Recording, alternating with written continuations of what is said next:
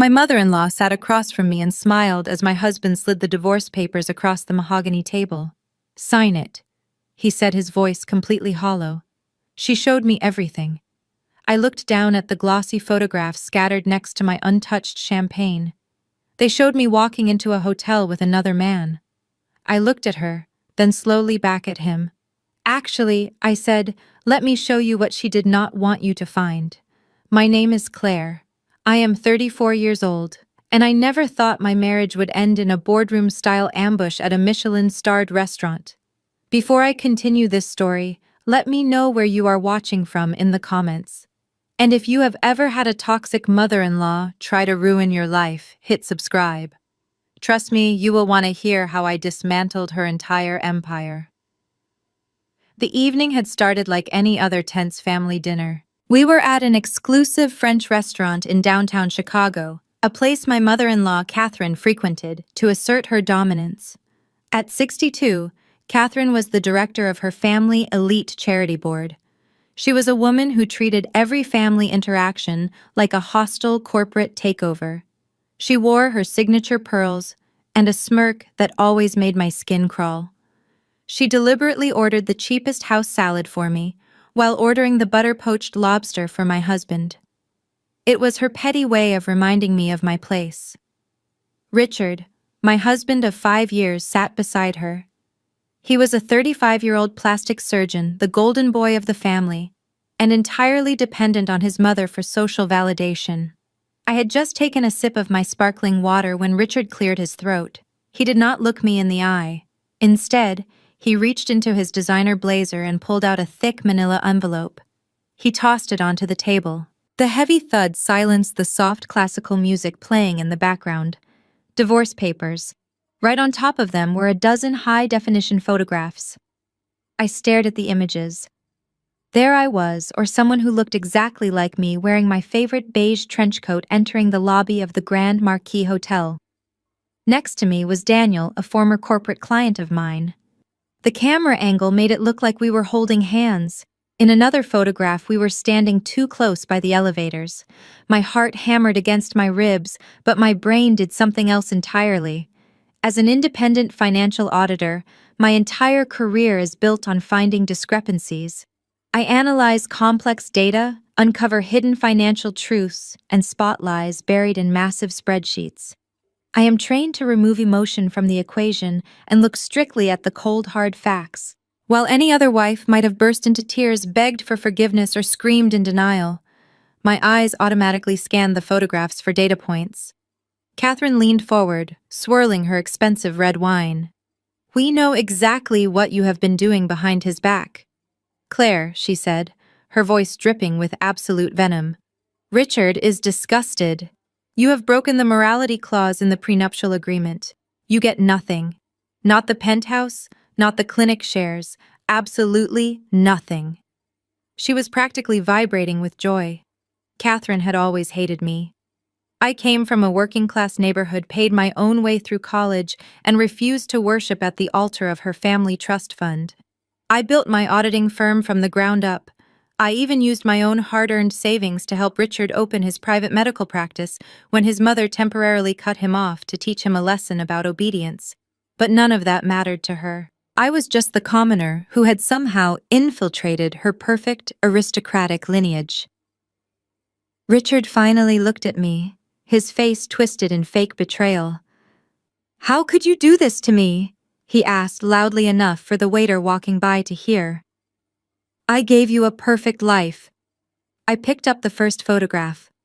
The lighting was perfect, maybe a little too perfect. I looked at the date stamp in the bottom right corner. October 14th, 2 weeks ago. A Tuesday. My auditor brain quickly cataloged the details. I looked at the wrist of the woman in the photograph. She was wearing my distinctive rose gold watch. But there was a massive logical problem with that specific detail. A detail only I would know. I placed the photograph back down carefully, aligning it perfectly with the edge of the table. I did not cry. I did not yell. I just looked at the two people I called family and realized they had spent months planning my total financial and social destruction. The silence stretched between us, thick and suffocating. Richard shifted in his seat, suddenly finding his expensive leather loafers fascinating. Catherine, however, thrived in the silence. She leaned closer, tapping a manicured fingernail against the thick manila envelope. The prenuptial agreement was very clear, Claire, she said, her tone mimicking a teacher scolding a slow student. Section 4, Paragraph 2, the Morality Clause. I insisted Richard include it, and thank heavens I did. It states that in the event of documented infidelity, the offending party forfeits all claims to marital assets, spousal support, and most importantly, any equity in joint business ventures. Richard finally looked up, his jaw set in a rigid line. You lose your shares in the clinic, Claire. My lawyers have already drawn up the paperwork. You walk away with exactly what you had when we got married. Nothing. I kept my expression entirely neutral, though my mind was racing at 100 miles an hour. When we got married, I had just started my auditing firm. I had a modest savings account. Over the past 5 years, I had poured every ounce of my financial expertise and a significant chunk of my own money into Richard and his medical practice. When his mother temporarily froze his trust fund to force him into attending her ridiculous socialite events instead of opening his clinic, I was the one who handed him the check for the down payment on his lease. I built his billing system, I did his taxes, I secured his business loans, and now they were using a fabricated scandal to strip me of my investment. I looked back down at the photograph. The woman in the picture had her face turned slightly away from the camera, but the profile was remarkably similar to mine. The hair color was an exact match. The beige trench coat was identical to the one currently hanging in our hallway closet. It was a brilliant forgery, likely a body double combined with some high-end digital manipulation. But as an auditor, I know that fraudsters always make one crucial mistake. They focus so much on the big picture that they forget the microscopic details. My eyes locked onto the left wrist of the woman in the photograph. She was wearing my signature rose gold watch. It was a distinct piece, a vintage model I wore every single day. The date stamp on the bottom of the photo clearly read October 14th. The problem was, the clasp on that watch had broken on October 1st. I had personally dropped it off at an antique jeweler downtown for repairs on October 2nd. It was still sitting in their safe waiting for a custom part from Switzerland. I knew this for an absolute fact because the claim ticket was sitting in the zippered compartment of my purse right next to my wallet. I could have pulled out the receipt right then and there. I could have slapped it onto the mahogany table, exposed their lie, and watched Catherine choke on her expensive wine. The urge to vindicate myself was a burning fire in my chest, but my professional instincts kicked in, throwing ice water over my anger. If I revealed the flaw now, I would only be teaching them how to be better liars. They would simply take the photos back, fix the digital rendering, or worse, fabricate financial documents that I could not easily disprove. If Catherine was willing to hire a body double or a digital editor to frame me, she was entirely capable of destroying my career and my life in a dozen other ways. I was up against a woman with infinite resources and zero moral boundaries. To beat them, I had to let them think they had already won. I needed them arrogant. I needed them sloppy. I took a deep breath, forcing my shoulders to slump slightly.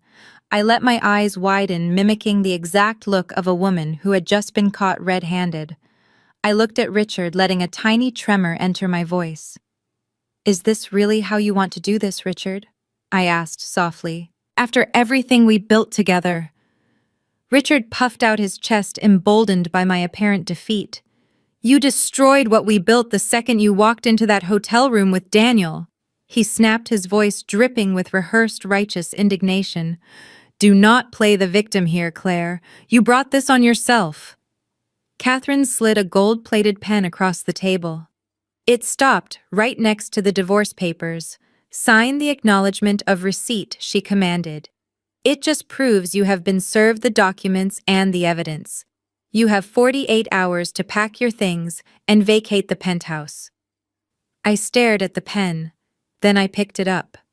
My hand did not shake as I signed my name on the dotted line. I was not signing away my life.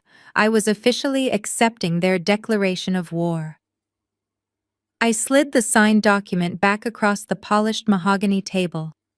Catherine snatched it up instantly, her eyes gleaming with the thrill of a hunter who had just secured her prize. She carefully placed the paper inside a leather folder, patting it twice, as if officially sealing my fate. Richard let out a long breath and adjusted his designer collar. He looked incredibly relieved, mostly because I had not caused a loud public scene. In his elite social circles, appearances were everything, and he hated public scenes more than anything else in the world. "I think it is best if you do not go back to the clinic tomorrow," he said, his voice returning to its usual arrogant cadence. "I will have the head receptionist box up all your personal items from the billing office. You can pick them up from the loading dock on Friday afternoon.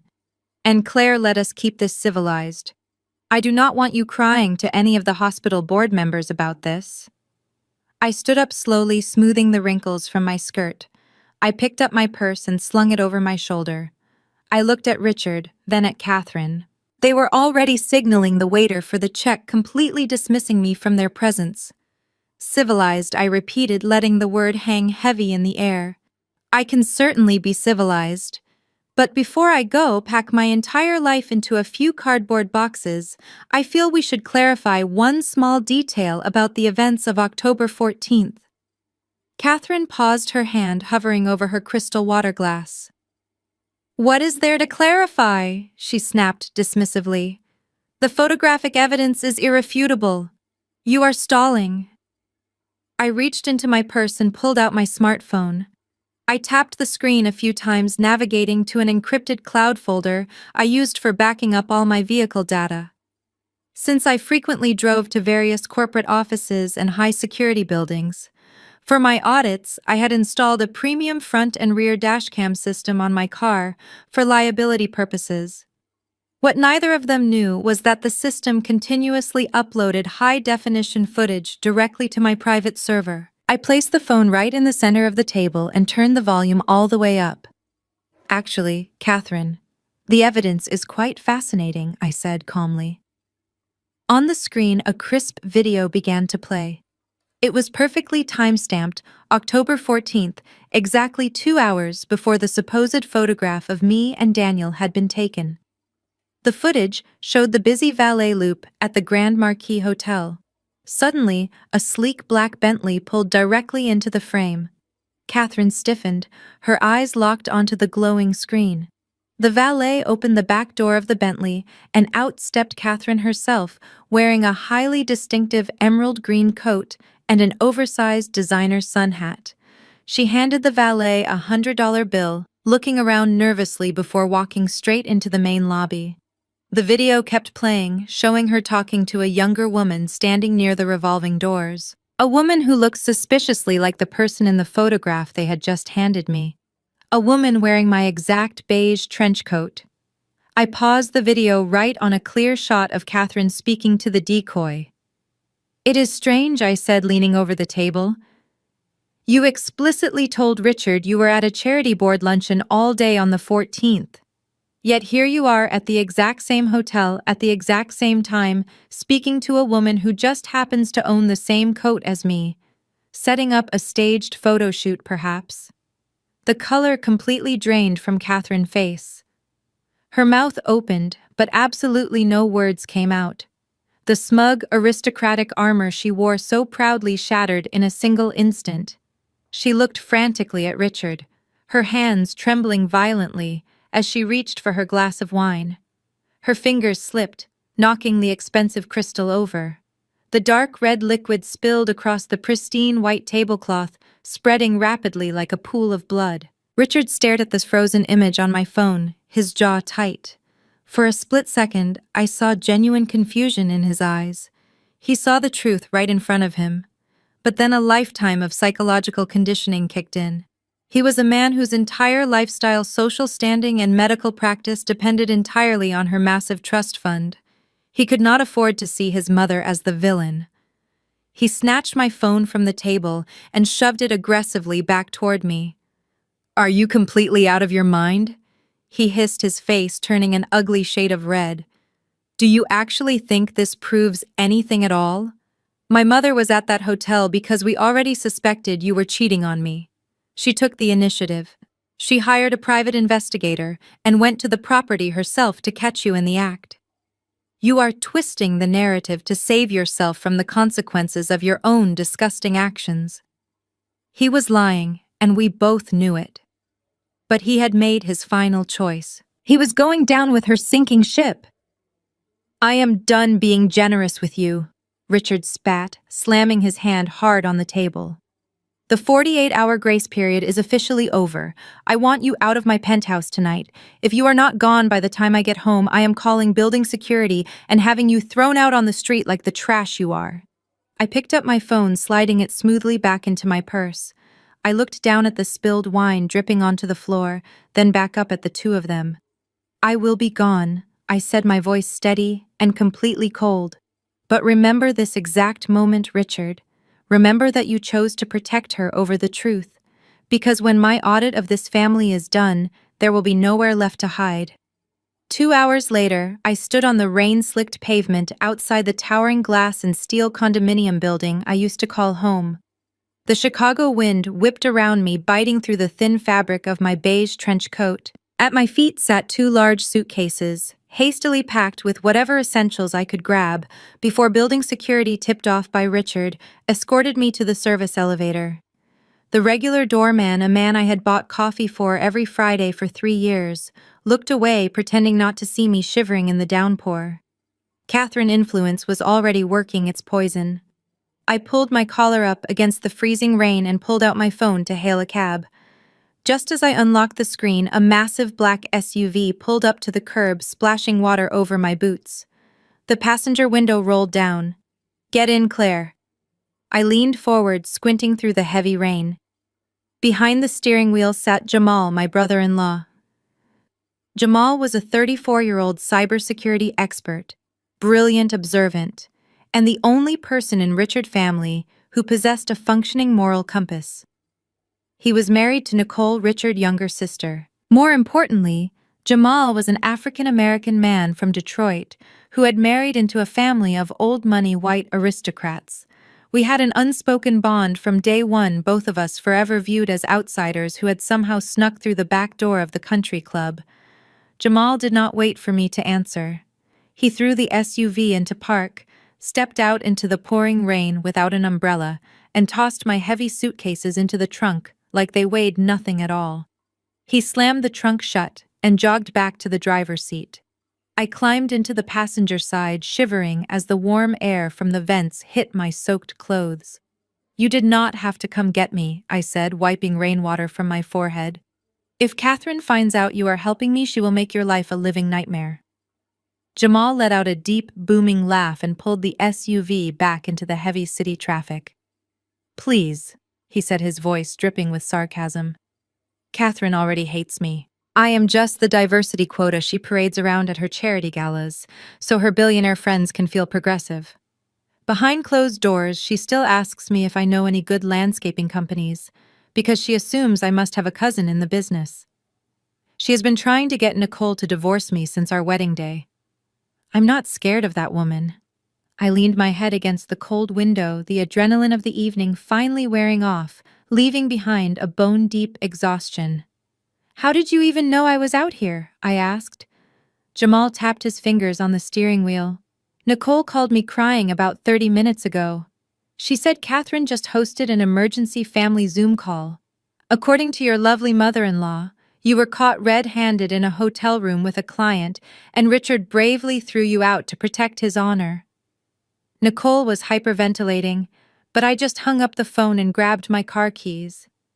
You did not believe her? I asked softly. Jamal scoffed, shaking his head. Claire, you are an auditor who color-codes your grocery lists and refuses to jaywalk. The idea of you having a messy hotel affair is the most ridiculous fiction Catherine has ever written. Besides, I know how that family operates. They consume people. They looked at you and saw a smart, hardworking woman who could fund Richard's dream clinic. Now that the clinic is highly profitable, They do not need the blue-collar charity case hanging around, making them look less aristocratic. You are a threat because you built your own wealth. So they manufactured a reason to dispose of you and keep the money. It is textbook Catherine. Hearing him summarize the situation so perfectly made a tight knot in my chest suddenly loosen. I was not crazy. I was not alone.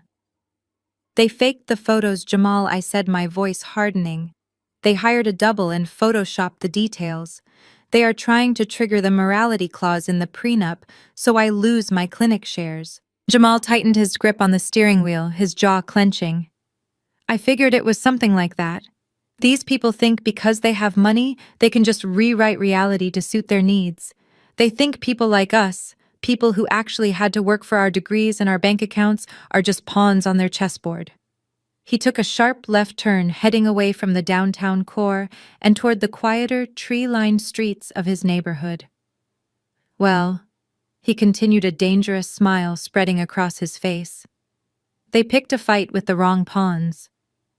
You are a financial auditor, and I am a cybersecurity architect. They want to play dirty digital games.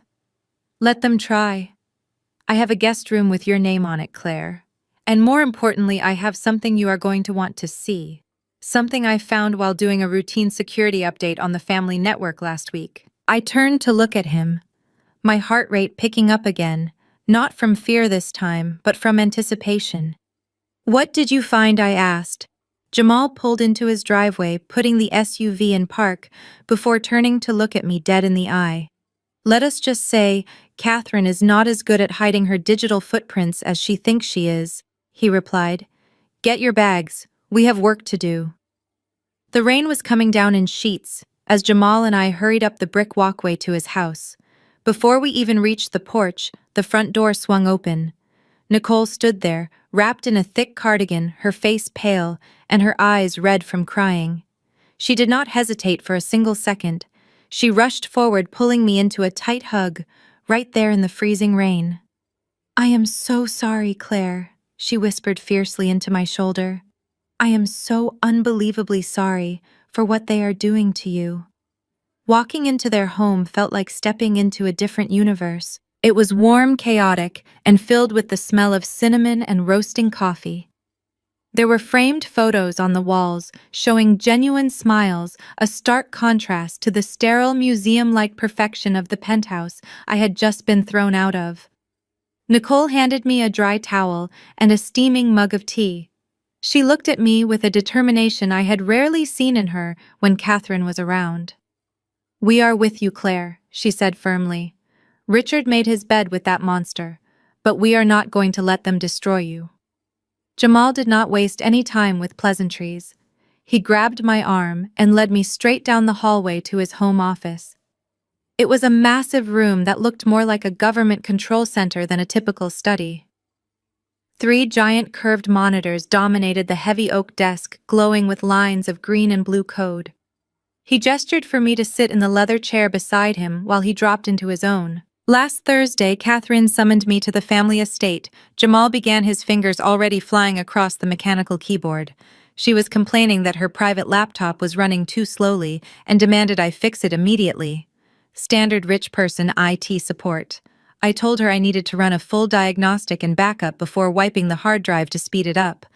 It is basic protocol to create a mirror image of the entire system, just in case the client suddenly remembers a crucial file they forgot to save. He reached into his desk drawer and pulled out a sleek silver flash drive, holding it up between his index finger and thumb. While the cloning process was running, I noticed something strange, he continued. There was a hidden partitioned drive buried deep within her system files. It was heavily encrypted. Now Catherine barely knows how to attach a document to an email. There is absolutely no way she set up military-grade encryption by herself. She hired a professional to hide whatever was in that partition. And as a cybersecurity guy telling me I cannot look at a hidden file on my own family network is basically a direct challenge. Jamal plugged the silver flash drive into a port on his tower. I ran a customized brute force password cracker on it all weekend. Honestly, I thought it might just be offshore tax evasion documents or embarrassing emails. It finally broke the encryption about an hour before Nicole called me tonight. I have not even looked at the contents yet. I wanted to wait for you. He tapped the enter key one final time. The massive center monitor went black for a split second before a single file directory appeared on the screen. It contained one main folder. The title read, Trust Disbursements. I leaned forward, my heart hammering against my ribs. As an auditor, numbers are my second language. I had actually offered to audit the family charity trust for free 2 years ago, but Catherine had aggressively shut the idea down, claiming they had a private firm handle it. I knew the public tax filings of her charity by heart, because I had reviewed them out of professional curiosity. The official ledgers always showed small, respectable donations to local hospitals and community art programs. Open the most recent spreadsheet, I told Jamal, my voice dropping to a low whisper. He double-clicked the file at the top of the list. A massive spreadsheet expanded across the screen, filled with thousands of rows of financial data. My eyes immediately locked onto the columns. These were not donations to hospitals. These were monthly wire transfers. $50,000 here, $100,000 there. All funneled into a series of obscure corporate entities registered in Delaware and the Cayman Islands. Jamal let out a heavy breath. Claire, he said quietly, looking at the total sum at the bottom of the page. This is not just a few hidden assets. I stared at the screen, the reality of what we had just uncovered washing over me. The fake cheating scandal. The sudden urgency to push me out of the family with zero assets. It all made terrifying sense now. Catherine was not just a snob trying to protect her bloodline. She was actively embezzling millions of dollars from her own family charity. And she framed me to ensure I would never get close enough to her finances to find out. The game had just changed forever. I barely slept that night. When sunlight finally filtered through the blinds of the guest bedroom, it brought no comfort. My phone began vibrating aggressively against the wooden nightstand, rattling like a warning bell. I rolled over, my muscles aching from the tension of the previous evening, and picked up the device. The screen was a chaotic waterfall of notifications. 17 missed calls, 32 text messages, and an inbox overflowing with urgent emails marked with high-priority flags. I sat up, my heart rate instantly spiking. The messages were not from concerned family members offering sympathy. They were from my professional network, clients, board members, corporate partners. I opened the first email at the top of the list. It was from the chief financial officer of a mid-sized tech firm, one of my most lucrative and loyal accounts. I had been their lead auditor for 3 years. The subject line read, Immediate termination of contract. My eyes scanned the paragraphs. The wording was cold, legal, and completely devastating. They stated that due to recent credible allegations regarding severe breaches of professional ethics and moral turpitude, they were severing all ties with my auditing firm, effective immediately. The email vaguely referenced a conflict of interest involving inappropriate relations with a former client. Daniel. Catherine had not just fabricated a story about a lonely housewife having a fling at a hotel. She had deliberately framed the narrative to make it look like I was sleeping with my corporate clients to manipulate financial data or secure contracts. She knew exactly where to strike to cause maximum damage. My entire career was built on integrity, trust, and an unblemished reputation. By attacking my ethics, she was effectively burning my business to the ground. I clicked over to my voicemail. The first message was from another major client, a regional logistics company. The CEO sounded deeply uncomfortable but resolute. He said he had received a disturbing phone call from a prominent member of the downtown country club, someone he relied on for investment networking. That someone was obviously Catherine. She had personally called my clients under the guise of warning them about my supposed lack of moral character. He apologized, but said his board of directors could not risk the bad public relations of keeping me on retainer. 2 major contracts accounting for nearly 40% of my annual revenue were gone before 8 in the morning. I scrolled through my text messages next. They were from women I thought were my friends' fellow wives from the charity committees I had been forced to join over the years. Their messages were perfectly disguised as concern, but I could read the vicious curiosity beneath the polite words. They were asking if the rumors were true, mentioning how shocked Richard must be, and saying they were praying for my soul. Catherine had poisoned the entire well. I was officially a social pariah in the city elite circles. I dropped the phone onto the bed and buried my face in my hands. The sheer speed and ruthlessness of the attack took my breath away.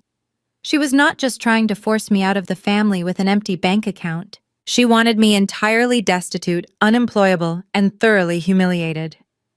She was deploying decades of accumulated social capital and old money influence to crush a woman who had the audacity to be self-made. She wanted to make sure I had absolutely no resources left to fight back or hire a decent lawyer to contest the prenuptial agreement. For a brief, terrifying moment, the panic threatened to swallow me whole. The walls of the guest room felt like they were closing in. I had worked 80-hour weeks for years to build my firm. I had sacrificed vacations and my own peace of mind to establish myself as a top-tier auditor in a male-dominated industry. And this wealthy, vindictive woman was dismantling my life work before breakfast, just to cover up her own federal crimes. A soft knock on the door broke through my spiraling thoughts. Nicole peeked her head in, holding a steaming mug of coffee. She took one look at my pale face and the glowing phone on the bed, and her expression softened with deep empathy. "She is making her move," Nicole said quietly, walking over and placing the coffee on the nightstand. "Jamal is already in his office. He said to tell you the financial data from the charity is fully decrypted and waiting for your review." I took a deep breath, letting the aroma of the dark roast ground me back to reality. The panic receded, replaced by a cold, sharp anger that felt entirely different from anything I had ever experienced. Catherine thought she was destroying a helpless victim. She thought stripping away my professional contracts would leave me paralyzed with fear. She made a massive miscalculation. Taking away my daily work obligations just meant I now had unlimited free time to dedicate entirely to her destruction. I threw off the blankets and reached for the coffee mug. "Tell Jamal I will be there in 5 minutes," I said, my voice completely steady. "I lost 2 clients today, but by the time I am done auditing her secret ledgers, Catherine is going to lose her freedom." I walked down the hall and stepped into Jamal's home office. The glow of his 3 massive monitors illuminated the room in a cool blue light. He was already typing furiously, multiple spreadsheets open across the screens. Nicole sat on the small leather sofa in the corner, her arms crossed tight across her chest. I pulled up a chair next to Jamal and set my coffee mug on the desk. "Let us see what my mother-in-law has been hiding," I said. Jamal hit a key and maximized the main ledger file.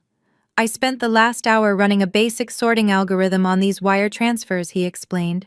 "Catherine has been making regular disbursements from the family charity trust account for the past 4 years.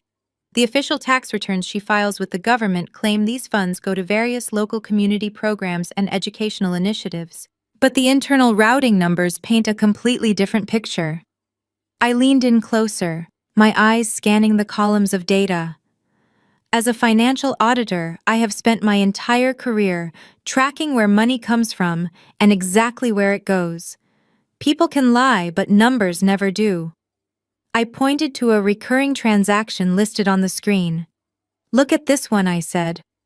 A wire transfer of $85,000 made on the 1st of every month to an entity called Horizon Consulting Group. Publicly, this was likely categorized as an administrative expense. But let us look at the routing number. Jamal quickly copied the routing number and ran it through a financial database he had access to. A few seconds later, the results popped up. "Horizon Consulting Group is not a real consulting firm," he said, his voice dropping low. "It is an LLC registered in Delaware. The registered agent is a corporate compliance factory that specializes in hiding the true owners of shell companies." My mind raced. "Look at the other large transfers I instructed."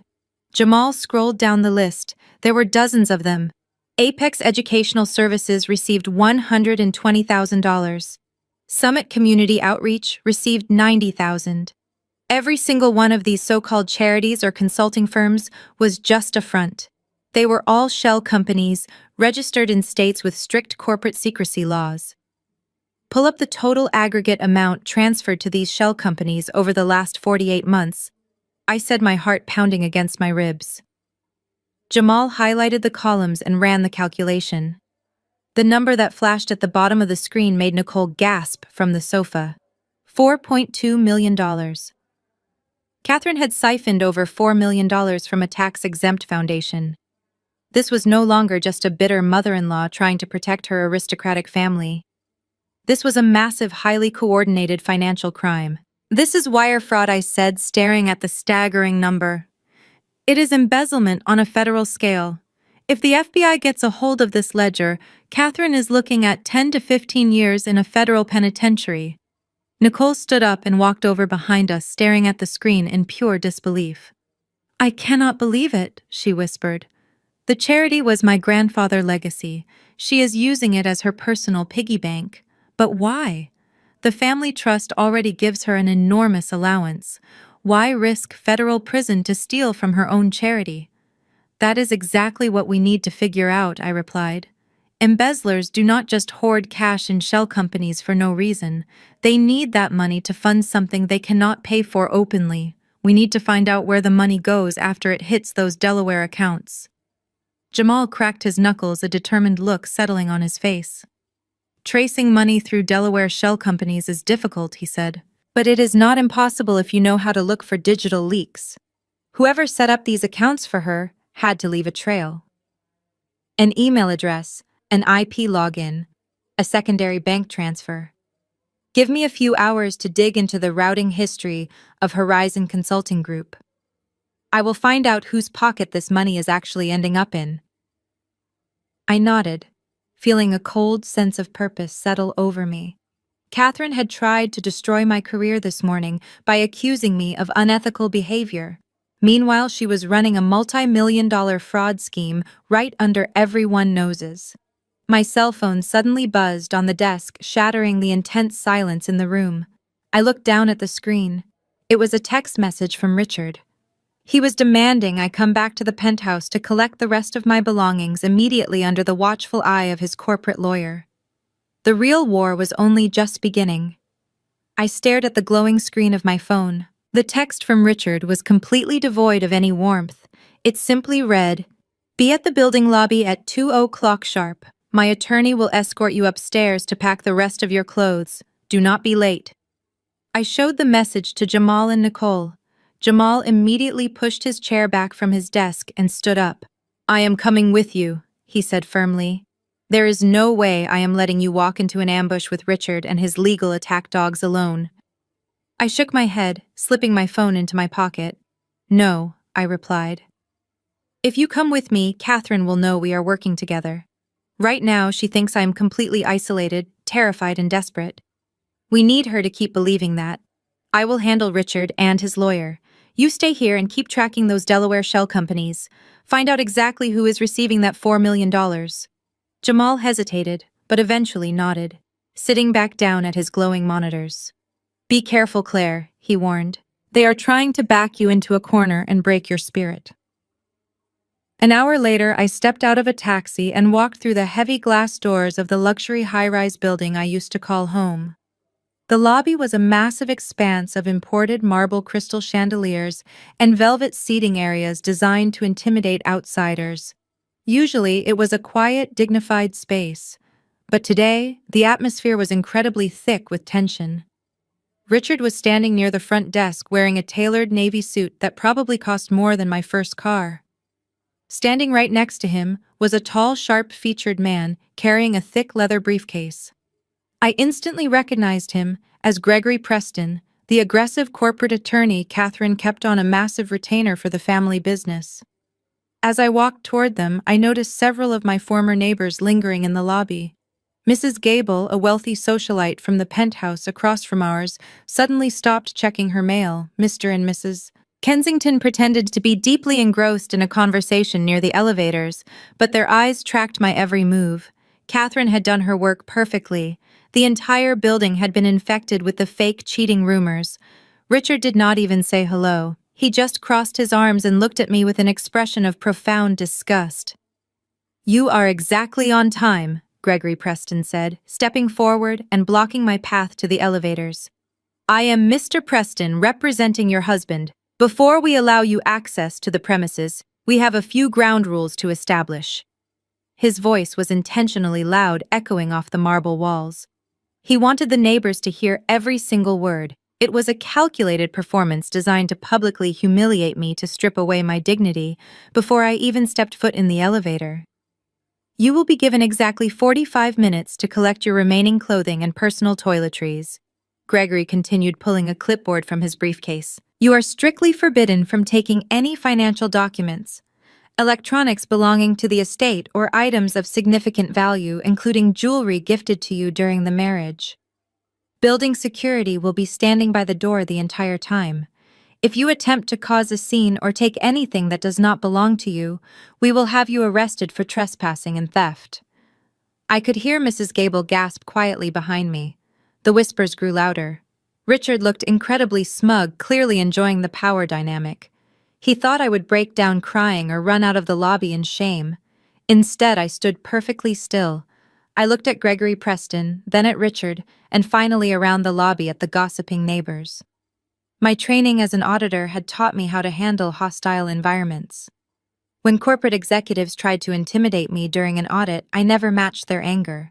I used silence and absolute precision to disarm them. I reached out and took the clipboard from Gregory's hand. I did not look at the document. I looked directly into his eyes. "Mr. Preston," I said, my voice completely level and calm, carrying perfectly across the silent lobby. "I am fully aware of my legal rights. As my name is still on the lease of that penthouse, and no formal eviction notice or court order has been signed by a judge, you currently have absolutely no legal authority to restrict my access to my own home or my personal belongings." Gregory opened his mouth to argue, but I cut him off smoothly. Furthermore, I continued, taking a step closer to him. "If you attempt to illegally detain me or restrict my movement, I will immediately call the police and file charges for unlawful harassment. Now you can either step aside and let me pack my socks in peace, or we can make this a matter of public record. It is entirely your choice." Gregory Preston closed his mouth. His aggressive posture faltered for a fraction of a second.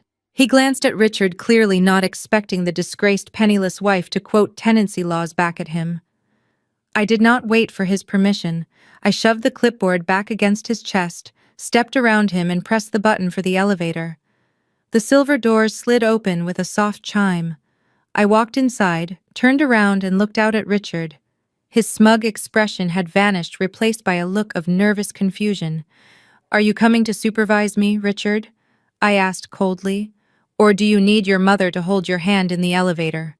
The doors slowly closed, cutting off his angry response and leaving the whispering lobby behind. The doors slowly closed, cutting off his angry response and leaving the whispering lobby behind. The ride up to the 42nd floor was entirely silent. When the elevator opened directly into the penthouse, the sheer scale of the space struck me. Floor-to-ceiling windows overlooked the Chicago skyline, casting long afternoon shadows across the imported hardwood floors. I walked straight down the hallway to my home office. This was the room where I spent countless late nights reviewing ledgers and running my auditing firm. I pulled cardboard boxes from the closet and began emptying my desk drawers. I packed my framed degrees, my specialized financial software drives, and my favorite reference books. I had only been packing for about 10 minutes when I heard the heavy click of the front door unlocking. Gregory Preston appeared in the doorway of my office, out of breath, but looking just as smug as he had in the lobby. He had clearly taken the service elevator up to ensure he did not miss his window of opportunity to intimidate me in private. "I told you I do not need supervision, Mr. Preston," I said, not looking up from the box I was taping shut. Gregory stepped into the room, closing the heavy oak door behind him. He set his leather briefcase on my glass conference table. "I am not here to count your sweaters, Claire," he said, dropping his theatrical public voice. "I am here to offer you a graceful exit." He pulled a thick stack of stapled papers from the briefcase and slid them across the glass. "This is a comprehensive non-disclosure agreement," he explained. "My client is willing to be generous. If you sign this today, Richard will allow you to keep the vehicle currently registered in the clinic name. He will also waive his right to sue you for reputational damage caused by your infidelity." I paused, a roll of packing tape in my hand. I walked over to the table and picked up the document. I flipped through the pages rapidly. This was not a standard divorce gag order. It was an ironclad corporate NDA, specifically prohibiting me from discussing, investigating, or disclosing any financial information related to the family trust, Catherine Charity Board, and Richard Medical Practice. They were terrified. Catherine knew I was the only person with the financial literacy to connect the dots of her embezzlement scheme. She was using Richard fake divorce drama as a smokescreen to legally bind my silence. "You want me to sign away my right to report financial irregularities?" I asked, dropping the document back onto the table. "And you are offering me a used car in exchange for my permanent silence." Gregory narrowed his eyes. "You are in no position to negotiate, Claire. Your reputation is ruined. Your business contracts are evaporating as we speak. If you refuse to sign this, Catherine will ensure you never work in corporate finance again. She will drag this divorce out until you are entirely bankrupt from legal fees. Sign the document, take the car, start over somewhere else." He was a highly paid mercenary, accustomed to bullying terrified spouses into submission. He expected me to crumble under the weight of Catherine's immense wealth. I reached into my pocket and pulled out my favorite pen. I clicked it open, hovering the ink over the signature line on the final page of the document. Gregory smiled, a look of profound satisfaction washing over his face. He thought he had won. I looked down at the paper, then back up at him. "Tell Catherine she made a fatal error," I said quietly. "If she had just let me walk away quietly, I might have never looked twice at her charity ledgers. But she decided to burn my career to the ground. Now I have nothing to lose and all the time in the world to look at the numbers." I put the cap back on my pen and slipped it into my pocket. "I will not sign your NDA, Mr. Preston. You can tell your client to save her legal fees. She is going to need every single penny for her criminal defense attorney." Gregory's face went completely rigid. He snatched the document off the table, his knuckles turning white. "You are making a massive mistake," he hissed. "Get out of my office," I replied, pointing toward the door. "You have 30 seconds before I call building security." He glared at me, his chest heaving with rage, before turning and storming out of the room. I listened to his heavy footsteps march down the hall, followed by the loud slam of the front door. I was entirely alone in the penthouse again. I let out a long breath, my hands shaking slightly from the adrenaline. I had just declared open warfare on a billionaire. I needed to finish packing and get out of there. I taped up my final box of files and carried it out to the living room, setting it down next to my suitcases by the front door. I stood by the front door, looking out over the massive living room of the penthouse one last time. The late afternoon sun was casting long golden rays across the imported Italian marble floors.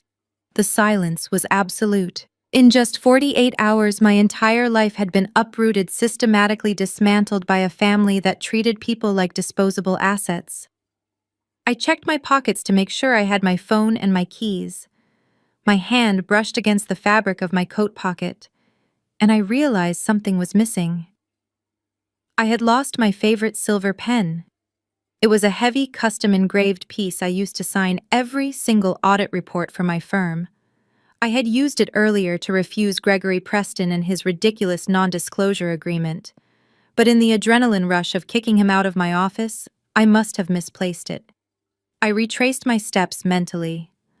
Before the lawyer arrived, I had been sitting on the large custom leather sofa in the center of the living room, sorting through a final stack of client folders. I left my boxes by the door and walked back to the center of the room. I checked the glass coffee table, but the surface was completely bare.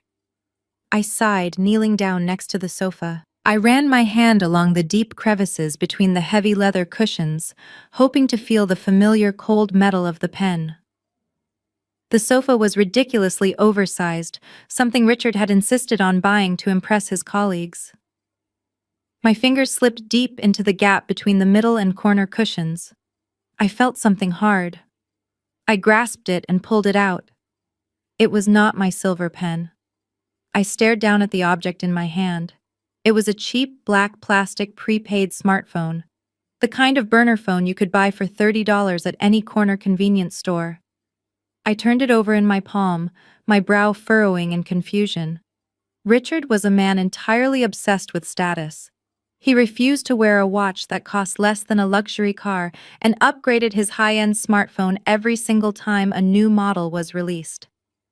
The absolute last thing he would ever own was a disposable plastic phone, and Catherine certainly would never allow such a cheap piece of technology into her pristine environment. My auditor instincts immediately flared to life. When you find something cheap hidden in a place of extreme luxury, it almost always points to a secret someone is desperate to keep. My mind raced back to the Delaware shell companies and the missing $4 million. Was this how Catherine communicated with her offshore accounts? Was this phone the missing link Jamal and I needed to connect the embezzled charity funds to their final destination? I pressed my thumb against the power button on the side of the device. For an agonizing few seconds, nothing happened. I held my breath, wondering if the battery was completely dead. Then the cheap plastic casing vibrated slightly against my palm. A generic bright white logo flashed across the scratched screen as the phone began its boot sequence. I slowly sat down on the edge of the leather sofa, my eyes locked on the small glowing screen. The loading bar seemed to inch across the display at an agonizingly slow pace. I mentally prepared myself to see banking apps, encrypted messaging platforms, or perhaps offshore account numbers. I was ready to memorize whatever data appeared before the battery died or the phone demanded a passcode. The screen went black for a fraction of a second, and then the lock screen illuminated. I did not need a passcode to see the wallpaper image. The bright, high-definition photograph filled the entire display, and the air was instantly knocked out of my lungs. It was not a spreadsheet. It was not a bank account. It was a picture of my husband. Richard was standing on the balcony of what looked like a tropical resort, wearing a loose linen shirt and a relaxed, genuine smile I had not seen directed at me in years. But he was not alone. His arms were wrapped tightly around the waist of a younger woman. She was leaning back against his chest, laughing radiantly at the camera. I knew her face instantly. It was Vanessa, Catherine's ambitious, overly attentive personal assistant. The 28-year-old woman who always seemed to linger just a little too long at our family dinners, pouring Richard wine and laughing entirely too hard at his terrible jokes. But that was not the detail that made the room spin around me. Vanessa was wearing a tight-fitting summer dress, and Richard's hands were resting protectively over her very prominent, very pregnant belly. She looked to be at least 6 or 7 months along. I stared at the glowing screen, my hands trembling so violently, I almost dropped the cheap plastic phone. The puzzle pieces violently slammed into place, creating a picture more twisted than I could have ever imagined. The fake cheating scandal. The sudden, desperate push to trigger the morality clause in the prenuptial agreement. The aggressive lawyer trying to buy my permanent silence with a used car. It was never just about Catherine hating me or wanting to keep my clinic shares. Richard had gotten his mother-assistant pregnant.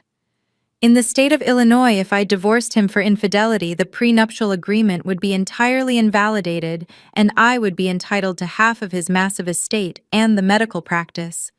They could not afford a standard divorce. They needed me to be the villain. They needed me to be the one caught cheating, so I would be thrown out with absolutely nothing, leaving Richard free to start his new family with Vanessa without losing a single dime. The phone screen dimmed and went black, leaving me sitting in the silence of the penthouse. I slowly slipped the burner phone into my coat pocket. The sadness was entirely gone, burned away by a cold, blinding fury. They thought they had buried me. But they had just handed me the shovel. I zipped my coat, grabbed the heavy handles of my suitcases, and walked out of the penthouse without looking back. The elevator ride down felt entirely different this time. I was no longer the discarded, humiliated wife retreating from a battlefield. I was an auditor who had just found the master ledger. By the time I reached the lobby, Mrs. Gable and the Kensingtons were still lingering, their eyes burning with curiosity. I gave them a sharp, icy smile that made them instantly look away, then pushed through the heavy glass doors and hailed a cab back to Jamal House. The ride through the city was a blur. My mind was rapidly cross-referencing this new physical evidence with the financial data we had already uncovered. The twisted pieces of Catherine Grand's strategy were finally snapping into a coherent, horrifying picture. When I walked back into Jamal's home office, the atmosphere was thick with exhaustion. Nicole was asleep on the leather sofa, a throw blanket pulled over her shoulders. Jamal was rubbing his tired eyes, staring at a massive diagram of offshore bank accounts he had mapped out on his center monitor. I did not say a word. I simply walked up to his desk, reached into my coat pocket, and dropped the cheap plastic burner phone onto his keyboard. Jamal jumped slightly, blinking at the device. "What is this?" he asked, picking it up with 2 fingers like it was a piece of toxic waste. "I found it shoved deep between the cushions of the living room sofa," I replied, my voice hard and steady. "Turn it on." He pressed the power button. The screen lit up. I watched his face closely as the lock screen image of Richard and a heavily pregnant Vanessa appeared. Jamal's eyes widened in absolute shock. He let out a low whistle, completely speechless. The noise woke Nicole. She sat up, rubbing her eyes. "What did you find?" she mumbled, walking over to the desk. She looked at the screen over Jamal's shoulder. Her breath hitched. She covered her mouth with both hands, stumbling back a step. "Is that Vanessa?" Nicole whispered, her voice trembling. "Catherine, assistant. And my brother." "Oh my God, Claire. She is pregnant." I nodded, pulling up a chair next to them. 6 or 7 months pregnant by the look of it. Which means this has been going on for a very long time, right under my nose. But this is not just a classic story of a cheating husband and his mother-ambitious assistant. This is about money. It is always about the money. Jamal set the phone down carefully. "Explain it to me, Claire." "When Richard and I got married," I said, leaning forward, "Catherine insisted we sign an incredibly aggressive prenuptial agreement. She wanted to protect the family trust. I agreed because I did not care about her money. I was building my own firm. But there was a specific infidelity clause included. If either party was caught committing adultery, the offending party would forfeit all claims to any joint marital assets, including business equity." Jamal frowned, staring at the phone. "So if you caught Richard cheating, he would lose half of everything." "Exactly," I said. "He would lose half the penthouse. He would lose his luxury cars. But most importantly, he would lose half of the medical clinic. The clinic I funded with my own savings. The clinic that is currently generating millions of dollars a year. Under the terms of the prenup, if his infidelity caused the divorce, I would legally own 50% of his entire medical practice." Nicole sank back onto the sofa, the realization washing over her face. "They could not afford to let you find out about Vanessa," she said quietly. "If you filed for divorce first, Richard would be financially ruined. Catherine would never allow her golden boy to lose half his empire to a working-class outsider," I added. "She needed a preemptive strike. She needed to trigger the morality clause against me before Vanessa baby bump became too obvious to hide. By framing me with those fake photographs and destroying my professional reputation, she guaranteed I would be thrown out of the family completely penniless. Richard gets to keep his wealth, he gets to keep the clinic I built, and he gets to start a brand new family with a woman Catherine can easily control." Jamal shook his head in disgust. "It is a perfectly executed financial assassination. She ruins your business so you cannot afford a lawyer to fight the fake evidence. She isolates you socially so no one believes your side of the story. And she secures her son's future without losing a single dime." And the non-disclosure agreement her lawyer tried to force me to sign today, I continued, was the final lock on the cage. They wanted to make sure I could never dig into their lives or expose the truth. They thought I was terrified. They thought I was beaten. Jamal picked up a data cable from his desk and plugged the burner phone directly into his computer tower. "We need to mirror everything on this device immediately," he said, his fingers already flying across the keyboard. "If Richard realizes he lost his secret phone, he might try to wipe it remotely. We need all the timestamps, the text messages, the location data. This is our golden ticket." I watched the progress bar appear on his monitor. Every text message Vanessa and Richard had exchanged was currently downloading into our secure server. The evidence they had tried to bury was now our most powerful weapon. We just needed to deploy it at the perfect moment. But to make this weapon truly devastating, I had to ensure Catherine never saw it coming. If she even suspected I had found Richard's secret phone, she would immediately deploy Gregory Preston and a small army of corporate litigators. They would file emergency injunctions, claim the phone was stolen property, and tie the evidence up in court for years. I could not fight her billions in a prolonged legal battle. I had to end this with a single lethal strike. And to do that, I needed her to believe she had already won completely. I looked at Jamal, who was staring at the screen as the download reached 50%. "We cannot let them know we have this," I said. "We need to lull them into a false sense of absolute security. They want to see me broken. They want me begging. So that is exactly what I am going to give them." Nicole looked concerned. "Claire, what are you planning to do?"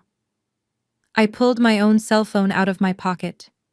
"I am going to surrender," I replied smoothly. I walked out of the home office and into the quiet hallway. I needed to focus entirely on my performance.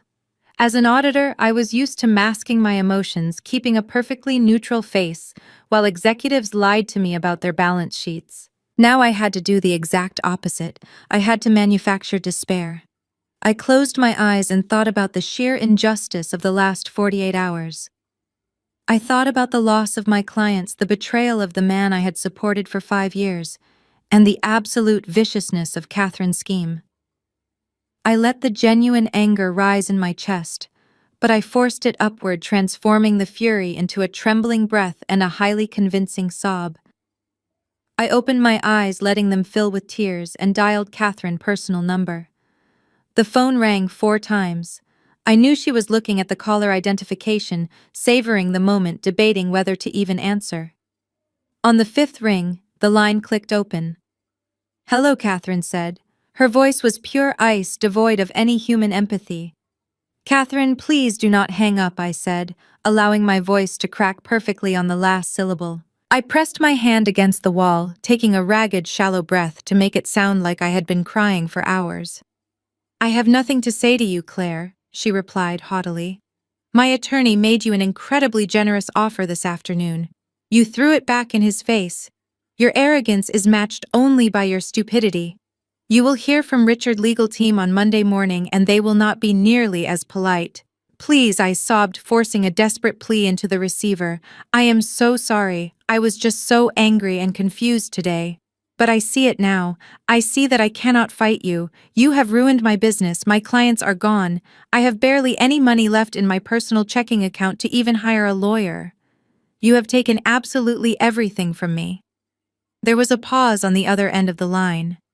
I could practically hear the smug satisfaction radiating through the cellular tower. This was exactly what she wanted.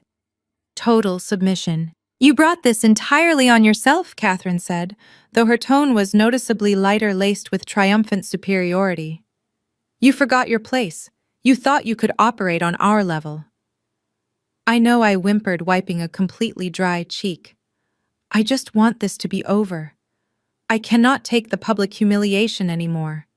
The rumors are destroying whatever professional dignity I had left. If I sign the non-disclosure agreement, is the offer for a cash settlement still on the table? I do not want the car. I just need enough cash to secure an apartment and start over somewhere else. Please, Catherine, just let me walk away quietly." The silence stretched for a long, agonizing moment. I knew she was calculating the risk. Paying me off cleanly was the safest way to protect Richard's assets and Vanessa's secret. She could not resist the opportunity to watch me grovel in person. I suppose I can be reasonable. Catherine finally sighed, playing the role of the merciful victor. But I will not have you crying in my son's penthouse again. Meet me tomorrow morning at 10 o'clock. There is a small coffee shop called the Daily Grind on 4th Street. It is sufficiently out of the way so none of my acquaintances will see me speaking with you. Bring your own pen this time. I will be there, I cried softly. Thank you, Catherine. Thank you. She disconnected the call without another word, leaving only the dial tone echoing in my ear. I pulled the phone away from my face. The trembling in my chest instantly vanished.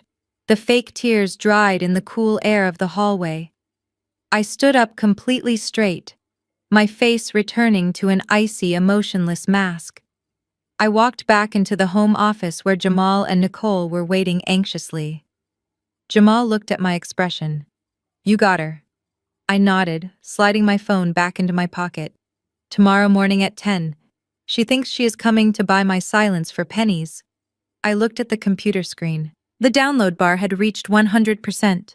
The folder containing every dirty secret of the Montgomery family was fully copied, heavily encrypted, and securely backed up onto multiple independent servers. Make sure you pack a hidden microphone for me tomorrow, Jamal, I said, looking down at the glowing digital files. Because when Catherine tries to extort me on tape, our trap will finally be complete. I arrived at the Daily Grind at 9:45 the next morning. It was a modest, independent coffee shop with exposed brick walls, mismatched wooden chairs, and the strong scent of roasted espresso beans. I chose a small table in the far corner facing the entrance and sat with my hands wrapped around a paper cup.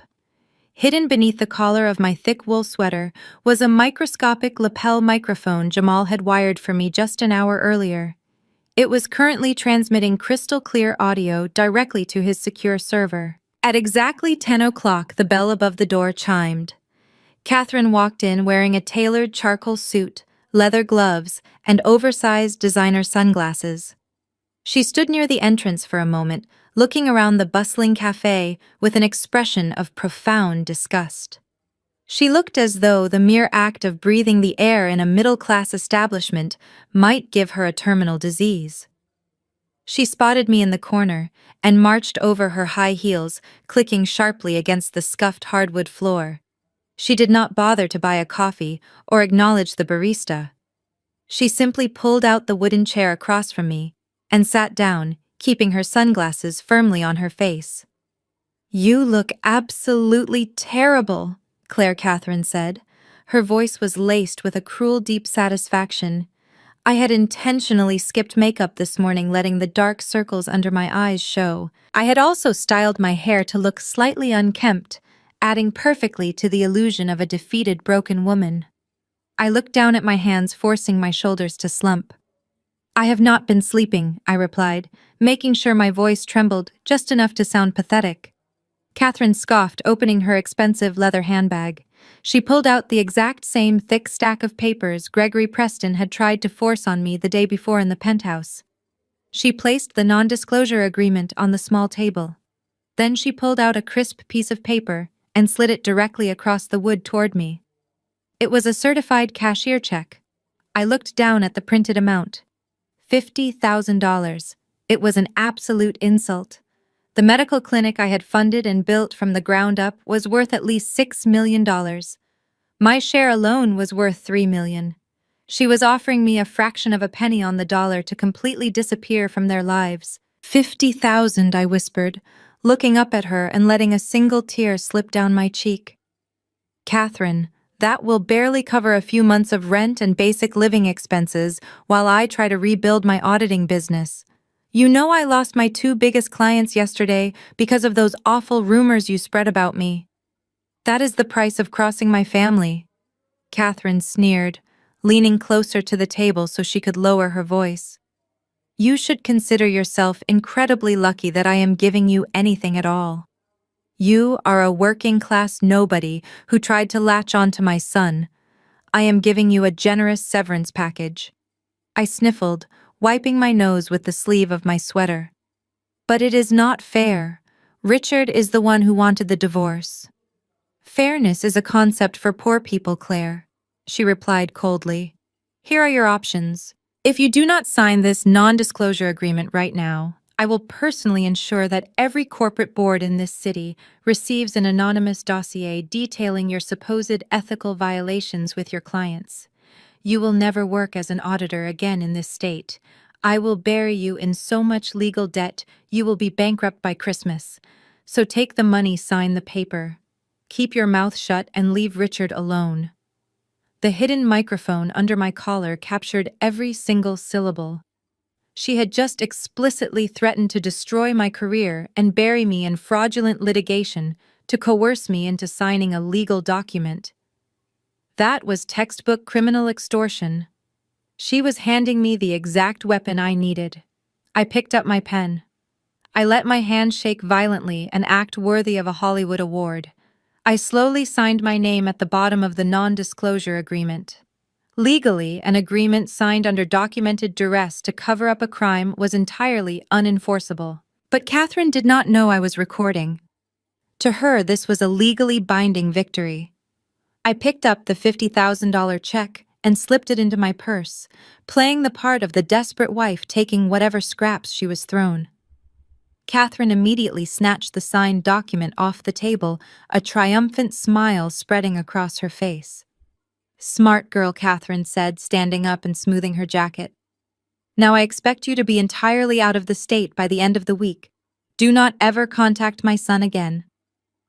She turned and walked out of the coffee shop, leaving me sitting alone. I waited until her black luxury SUV pulled away from the curb outside. Then I sat up perfectly straight. I tapped the microphone hidden under my collar. Did you get all of that, Jamal? I asked, my voice completely steady and cold. Loud and clear. Claire, his voice crackled through the tiny earpiece hidden in my ear. We have her on tape committing federal extortion. I smiled, taking a sip of my coffee. The trap was finally set. When I returned to Jamal House an hour later, the atmosphere in his home office was electric. I pulled the microscopic microphone from under my collar and handed it to him. He plugged the receiver into his computer tower and played the audio file back for us. Catherine's cold, arrogant voice filled the room, explicitly threatening to ruin my career and bury me in fraudulent legal debt if I refused to sign her non-disclosure agreement. Nicole shook her head in disbelief. She said it out loud, she whispered. She handed you a signed confession of extortion. I pulled the cashier check out of my purse and laid it flat on the desk. $50,000, I said. That is what she thinks my life is worth. But we are not going to cash this. It is going straight into the evidence file along with the audio recording and the signed agreement. Now we need to connect the final dots. Did you find out where the money from the charity went? Jamal turned back to his monitors. While you were getting threatened over coffee, I did some deep digging into Horizon Consulting Group, the shell company receiving the bulk of the embezzled funds. Shell companies still have to pay property taxes if they own real estate. He brought up a public county tax record on the center screen. 6 months ago, Horizon Consulting Group purchased a luxury townhouse in the Gold Coast neighborhood, paid in cash, $3.2 million. I pulled the utility records for that specific address. Guess whose name is on the electric bill? He clicked another file. The name highlighted in bright yellow was Vanessa. My stomach twisted, but my mind remained sharp. Catherine was not hoarding the charity money. She had used millions meant for community programs to buy a home for her son, pregnant mistress. They were building their perfect family using stolen funds. This is perfect, I said, leaning closer. We have the financial trail, we have the text messages, we have the extortion on tape. But if we are going to expose them publicly, we need undeniable visual proof of Richard and Vanessa colluding. Something that shows Richard knew exactly what was happening. Jamal rubbed his chin. They are probably being careful in public to maintain the illusion, but they work together every single day. The clinic. I said, a sudden realization hitting me. I set up the entire IT infrastructure for Richard Medical Practice 3 years ago. I hired the contractors to install security cameras. Richard never bothered to learn how the system works. He just wanted to make sure his employees were not stealing supplies. I grabbed a notepad from Jamal's desk and scribbled down an IP address and a string of alphanumeric characters. These are the administrator credentials for the clinic server. I created a backdoor access point for myself to run remote software updates. Can you get us into the live camera feeds? Jamal grinned, his fingers flying across the mechanical keyboard. Claire, you are a genius, he said. Give me 30 seconds. He rapidly typed lines of code into a black terminal window. A moment later, the right monitor flickered, displaying a grid of high-definition camera feeds from inside the medical clinic. There was the reception area, the hallway, and most importantly, Richard's private corner office. Jamal double-clicked the feed for the private office, expanding it to fill the entire screen. He turned up the audio feed. Richard was sitting behind his oak desk wearing his pristine doctor coat. Vanessa was sitting casually on the edge of the desk right next to him. She was wearing a comfortable maternity dress, and her hand was resting proudly on her swollen belly. Did my mother call you? Richard asked, leaning back in his leather chair. Vanessa smiled, running her fingers through his hair. Yes. She said. Claire signed the agreement and took the check. She looked absolutely pathetic. Your mother told her to leave the state.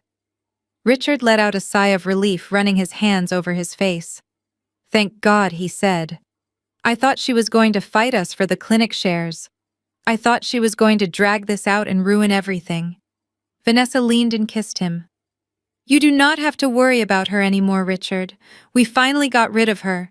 In 3 months, the divorce will be finalized quietly. Then we can announce the baby. Everything is going exactly according to plan. I stared at the screen, watching my husband kiss his pregnant mistress in the office I had paid for. The audacity of their conversation was staggering. They truly believed they had committed the perfect crime. They had no idea they were starring in their own downfall. Jamal, I need you to rip that entire video file right now, I said, my voice cutting through the heavy silence in the room. I want the audio crystal clear. I want the timestamp verified. And I want it linked directly to the financial ledger showing the purchase of Vanessa Townhouse. Jamal did not need to be told twice. His fingers blurred across the keyboard as he captured the live feed, isolated the video, and backed it up to our offline server. Nicole was pacing frantically behind us, her hands shaking as she processed the sheer magnitude of her brother and his betrayal. They are actually going to get away with it, Nicole whispered, her voice cracking. If Richard files the finalized paperwork next month, with that fake morality clause triggered, he takes everything. And Catherine gets to keep embezzling from the charity to fund his new life. I turned away from the monitor and looked directly at her. No, Nicole. They are not going to get away with anything. We now have the ultimate weapon. We have undeniable proof of adultery, which nullifies their attempt to use the prenuptial agreement. More importantly, we have the federal fraud trail. We have wire transfers, shell companies, and the audio recording of Catherine committing extortion. So what is the next step? Jamal asked, leaning back in his chair. Do we take all of this to the police, or do we send it to your divorce lawyer and let them bleed Richard dry in civil court? I shook my head firmly. If we take this to the police, Catherine will hire the best defense attorneys. They will tie the evidence up for years. They will claim the audio was recorded illegally. They will say the drives were tampered with. If we go to a divorce judge, Richard's lawyers will demand a closed courtroom to protect his practice. They will bury the truth under endless legal motions. I walked over to the window. If we want justice, we cannot fight them in a courtroom where they own the referee.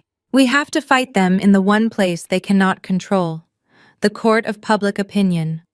We need a stage so large and an audience so powerful that all of Catherine money cannot buy her way out of the consequences. Jamal raised an eyebrow. What kind of stage are you talking about, Claire? Before I could answer, the sharp ring of the front doorbell echoed through the house. We all froze. Nicole walked cautiously out of the home office and down the hallway to the front door. I followed closely behind her. She looked through the peephole, then unlocked the deadbolt and pulled the heavy oak door wide open. A courier wearing a crisp uniform stood on the porch. He was holding a thick cream-colored envelope. "Delivery for Claire," he said routinely. I stepped forward and took the envelope. It was heavy, made of premium cardstock. I recognized the wax seal on the back immediately. It was the official crest of the Family Charity Foundation. I closed the door, broke the wax seal with my thumb, and carefully pulled out the contents. It was a gold, embossed invitation. The elegant calligraphy announced the family annual charity gala, scheduled for this coming Saturday night, at the most exclusive country club in the city. This was Catherine's crowning event of the year, a massive gathering of billionaires, politicians, and hospital board directors, where she paraded her philanthropic achievements for the press. A small piece of personal stationery fell out from between the invitation and fluttered to the floor. I picked it up. It was a handwritten note from Catherine.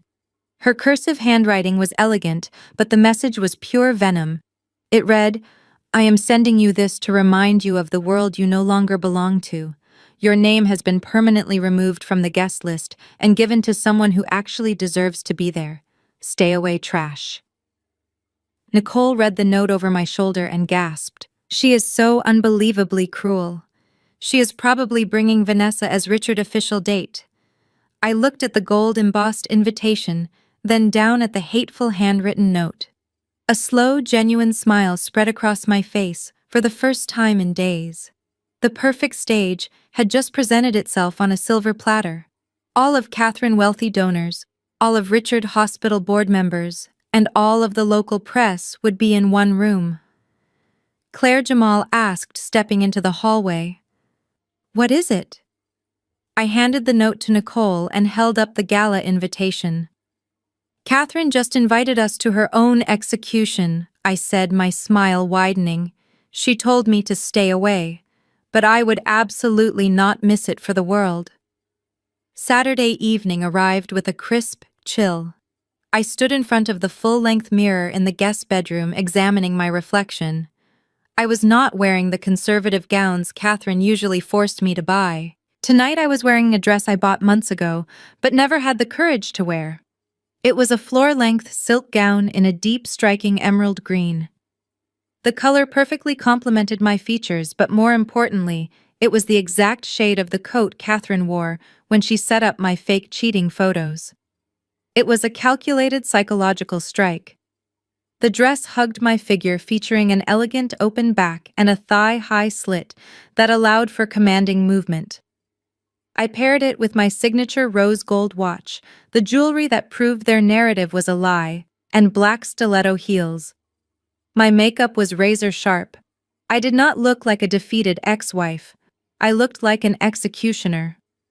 Jamal knocked gently on the doorframe. He wore a perfectly tailored black tuxedo that made him look like a Secret Service agent. Nicole stepped up beside him in a stunning navy blue dress. We did not need to say anything. We walked out to his black SUV and drove toward the Oakwood Hills Country Club. The drive was completely silent. When we pulled up to the grand entrance, the valet line was packed with luxury vehicles. Photographers from local society magazines were aggressively flashing their cameras near the velvet ropes. The country club was a massive estate with towering white columns and manicured hedges. It was a fortress of generational wealth that had always made me feel like an imposter. But not tonight. Jamal handed his keys to the valet. He offered me his right arm and Nicole took his left. Together we walked up the sweeping marble staircase toward the massive mahogany double doors. Two ushers in crisp white gloves pulled the doors open. The main ballroom was visually spectacular. Crystal chandeliers hung from the vaulted ceilings, casting a golden glow over hundreds of attendees. Waiters carrying silver trays of expensive champagne wove seamlessly through the thick crowd of billionaires, politicians, and socialites. A live string quartet was playing classical music in the far corner. I took a deep breath, let go of Jamal's arm, and took my first step down the grand staircase leading into the sunken ballroom. I walked slightly ahead of Jamal and Nicole, stepping directly into the light. The moment the chandeliers caught the emerald silk of my dress, heads began to turn. It started near the bottom of the stairs and rippled outward through the room like a physical wave. Conversations abruptly stopped mid-sentence. The clinking of crystal glasses ceased entirely. For a surreal electric moment, even the string quartet seemed to falter, missing a clear beat, as the cellist looked up in absolute surprise. I kept my chin perfectly level, my eyes sweeping over the crowd with absolute confidence. I could feel the heavy weight of 100 stares pressing against my skin. I saw the chief financial officer who had fired me 3 days ago, standing near an elaborate ice sculpture. His jaw dropped slightly before he quickly looked down at his polished shoes. I saw the charity board members who had texted me fake apologies leaning in to whisper furiously to their spouses. The toxic gossip hit the air immediately, a low buzzing hum of scandalized whispers echoing off the marble walls. They were expecting me to be hiding in a cheap apartment, drowning in shame.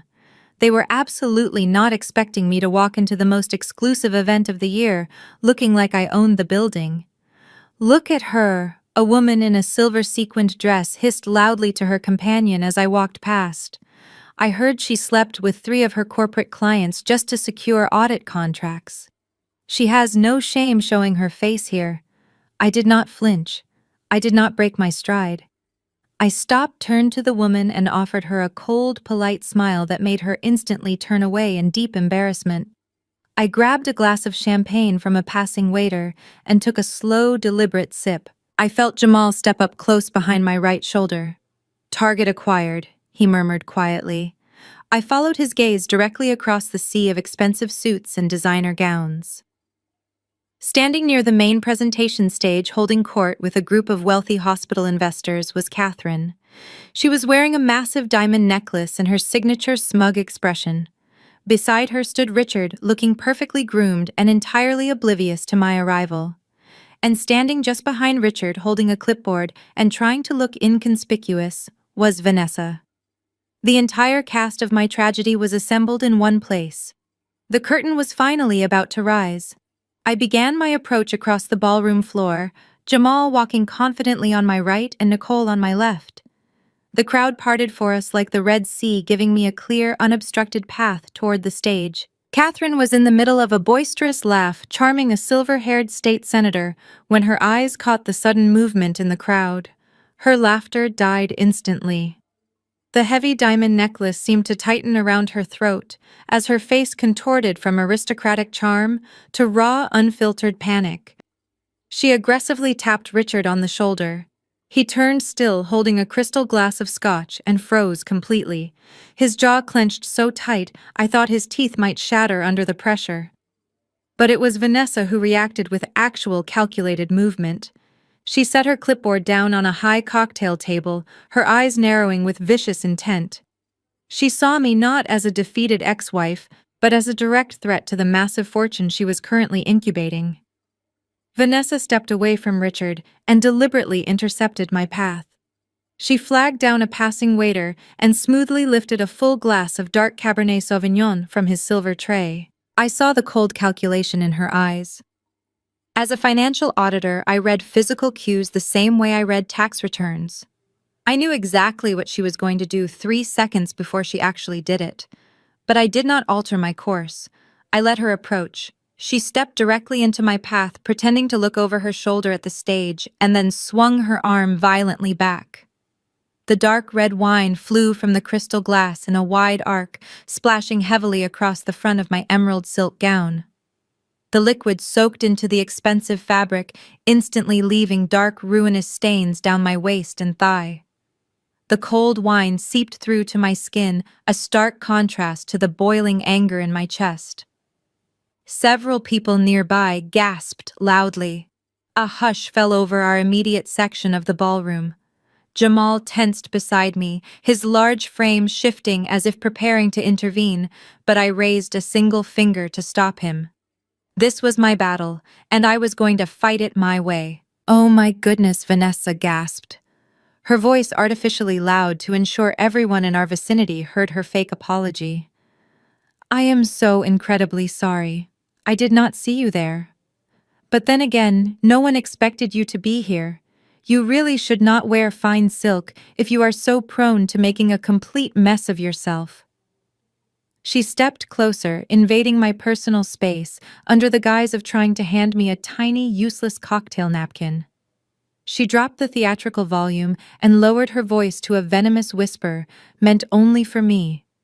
"You do not belong here anymore, Claire," she hissed, her eyes gleaming with malice. "Richard is done with you. Take your cheap little settlement check and crawl back to whatever pathetic neighborhood you came from.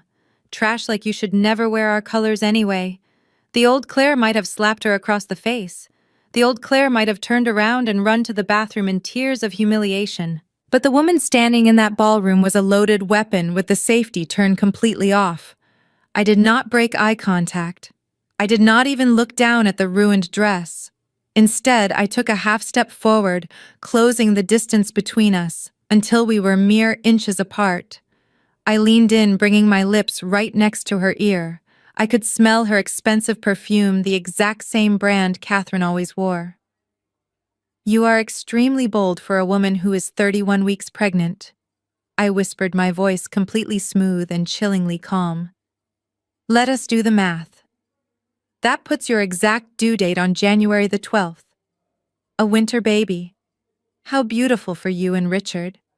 I just wonder if you are going to set up the nursery in that new luxury townhouse on the Gold Coast.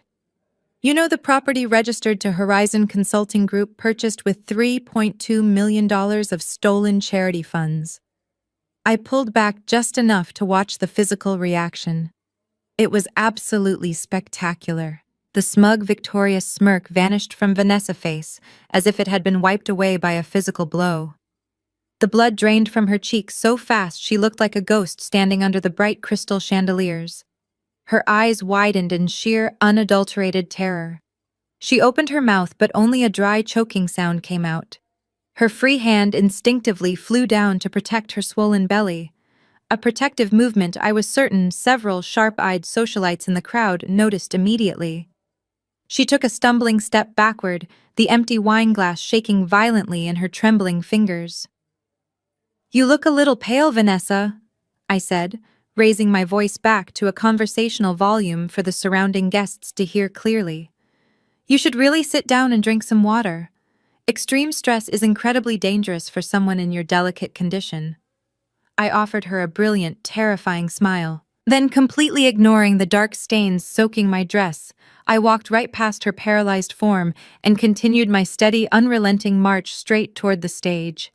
I had only taken 5 more steps toward the main stage when a heavy hand clamped down hard on my upper arm.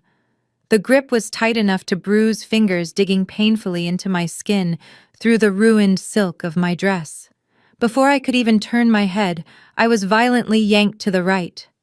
Richard dragged me past a towering floral arrangement and shoved me behind a thick velvet curtain that sectioned off a private alcove near the kitchen entrance. The heavy fabric swung shut, plunging us into dim light and temporarily muffling the loud chatter of the ballroom. Richard stood between me and the curtain, his chest heaving. His perfectly styled hair was suddenly disheveled, and the veins in his neck were visibly throbbing against his tight tuxedo collar. He looked absolutely frantic, a stark contrast to the smug aristocrat who had thrown divorce papers at me just a few days ago. "Are you completely insane?" Richard hissed, his voice trembling with barely suppressed rage. "What are you doing here, Claire? You signed the agreement. My mother gave you the check. You were supposed to pack your cheap bags and disappear. I am calling building security right now and having you dragged out of here in handcuffs." He reached into his tuxedo jacket for his phone, expecting me to cower, expecting me to beg him not to cause a scene. He expected the same obedient wife who had quietly balanced his ledgers and swallowed his mother insults for 5 years. I reached out and forcefully slapped his hand away from his jacket pocket. The sharp smack echoed in the small alcove. Richard froze, staring at me in absolute shock. I had never laid a hand on him in anger before. "Call them!" I challenged, my voice deadly, calm, stripping away every ounce of respect I had ever shown him. "Call security." Richard, let them drag me out. And while they do, I will loudly explain to the entire room, including your hospital investors, exactly why your heavily pregnant mistress just threw a glass of wine on me. His face went entirely slack. The threat of public exposure was the only thing that could ever pierce his thick armor of entitlement.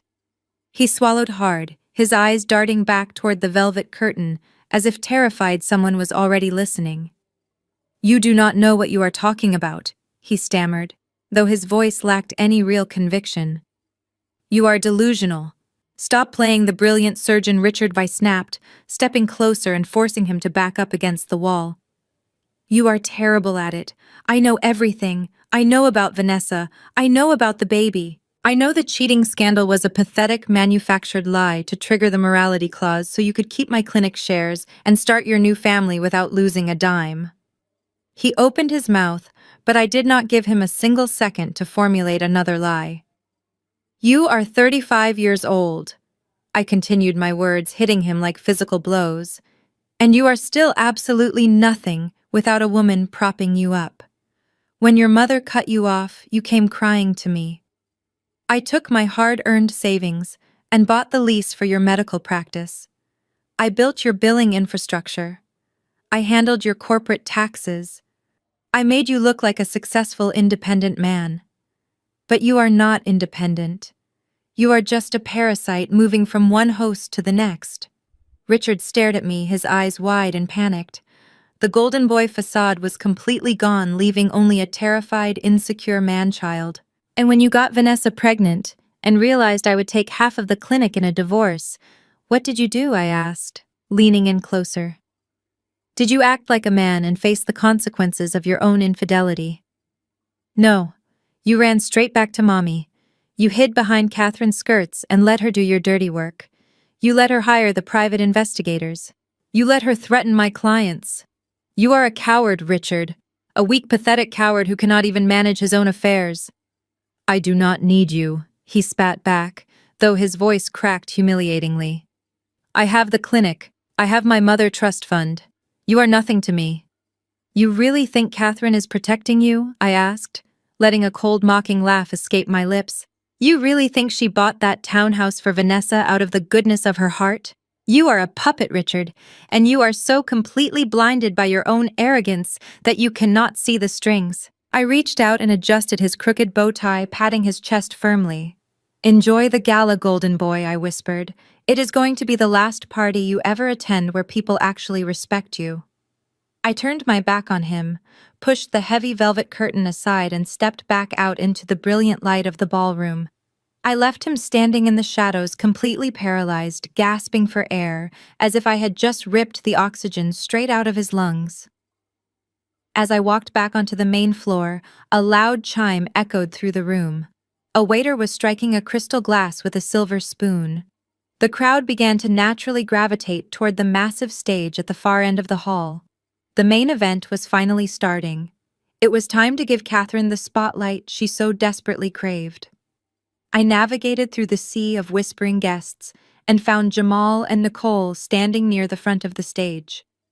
Jamal gave me a slight nod, his eyes scanning the perimeter like a hawk. Nicole reached out and gave my hand a quick, reassuring squeeze. I looked up at the massive stage. It was draped in heavy white silk and flanked by towering columns of white roses. A giant projection screen dominated the backdrop, currently displaying the elegant gold crest of the Family Charity Foundation. The murmurs of the crowd faded into absolute silence as Catherine gracefully climbed the steps to the podium. She had perfectly recovered from the shock of seeing me in the ballroom. She adjusted the microphone, a practiced, benevolent smile spreading across her face. The bright stage lights caught the heavy diamonds around her neck, making them sparkle like shards of ice.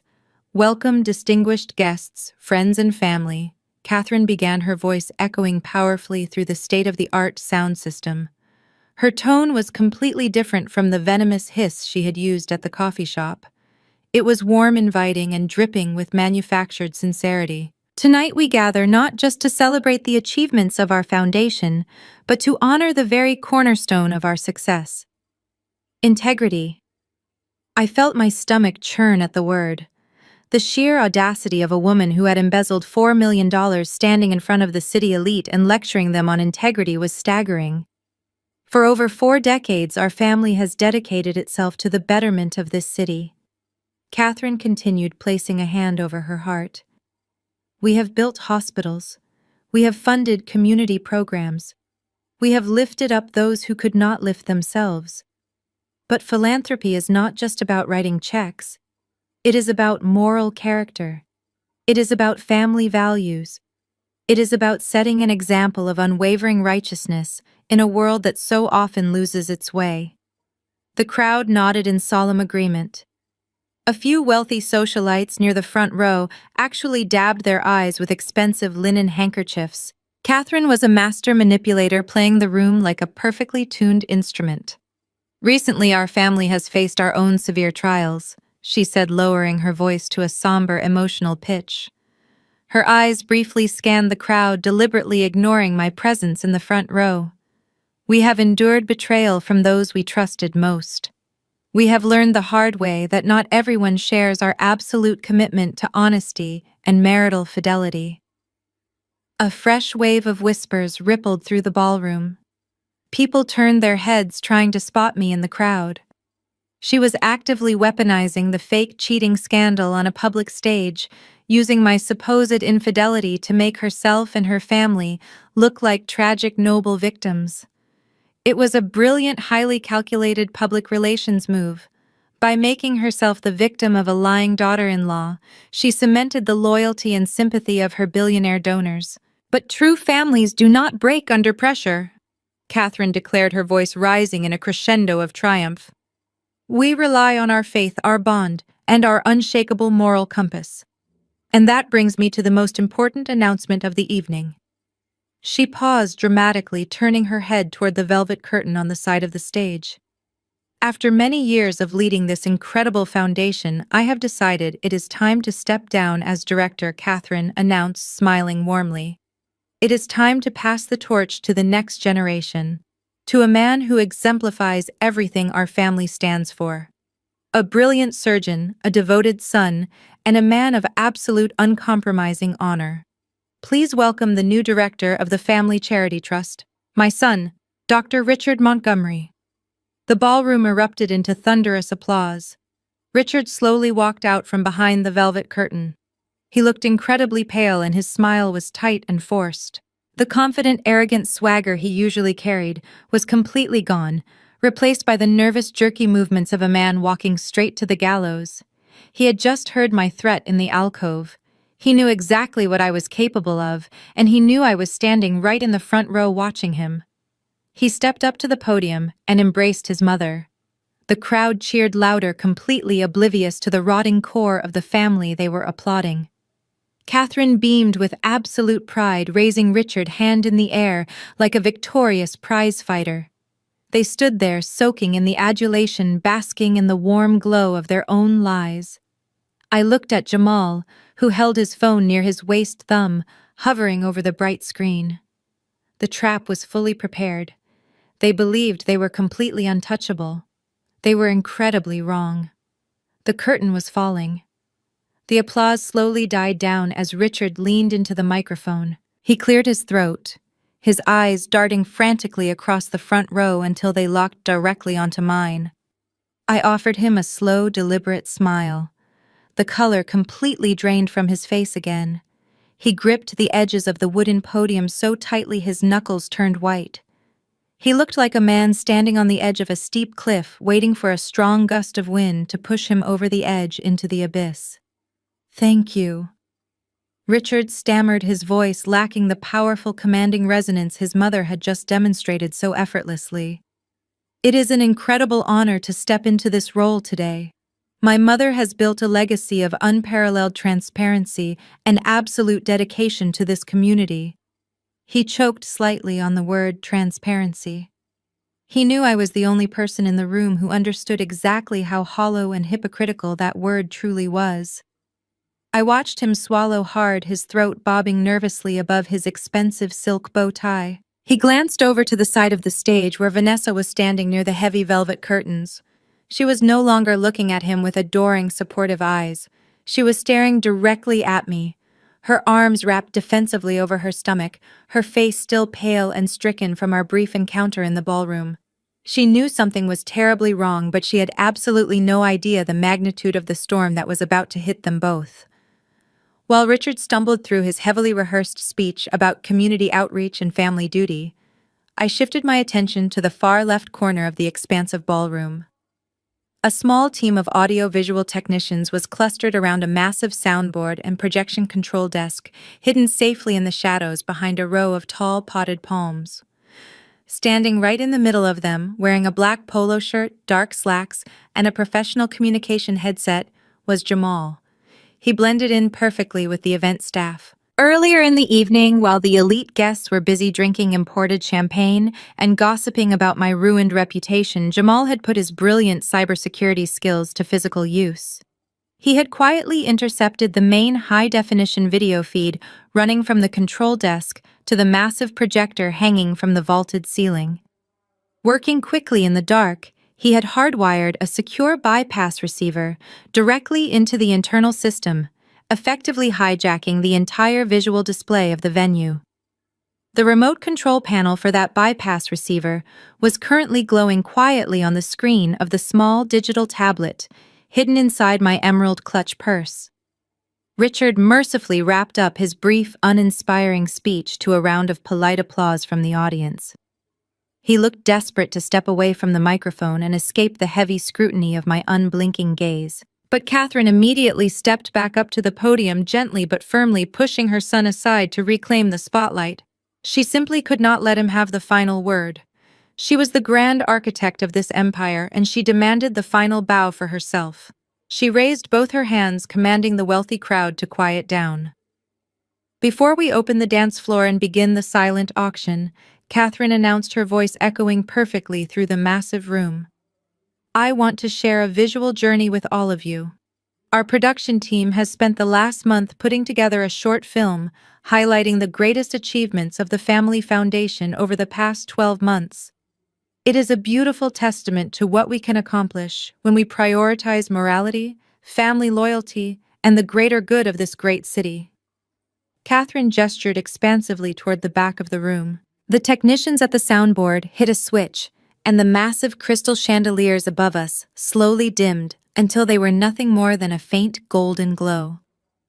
The ballroom was plunged into an intimate, cinematic darkness. A heavy hush fell over the crowd of billionaires and politicians as everyone turned their attention toward the giant 20-foot projection screen dominating the wall directly behind the stage. I looked over at the shadows where the tech crew was stationed. Jamal caught my eye through the darkness. He tapped his headset twice with his index finger, then gave me a single sharp nod. The system was completely locked. The official charity video containing footage of smiling children and ribbon-cutting ceremonies was successfully blocked from the main feed. My tablet was now the sole broadcasting device connected to the projector. I reached into my clutch and pulled out the small digital tablet. The screen illuminated my face with a faint, cool blue light. I swiped past the lock screen and pulled up the master presentation file Jamal and I had meticulously built the night before. My thumb hovered right over the play icon.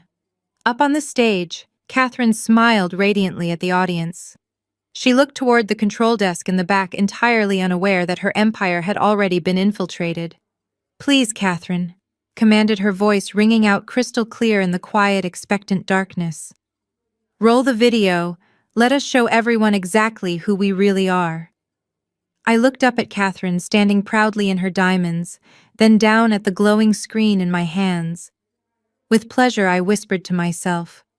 I pressed my thumb firmly against the enter key. Instantly, the massive projector hanging from the vaulted ceiling hummed to life. A brilliant beam of piercing white light cut through the darkened ballroom, hitting the 20-foot screen directly behind the stage. The crowd of billionaires, politicians, and socialites fell completely silent, settling in with polite smiles. They fully expected to watch a heartwarming montage of smiling children, newly built community centers, and ribbon-cutting ceremonies, celebrating Catherine's endless generosity. Instead, the screen filled with the crisp, high-definition security footage from Richard's private corner office at the medical clinic.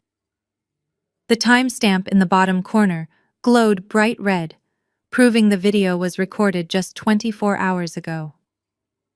The audio kicked in, perfectly balanced, and amplified by the state-of-the-art sound system, designed to carry classical music to every single corner of the massive room. Every word was devastatingly clear.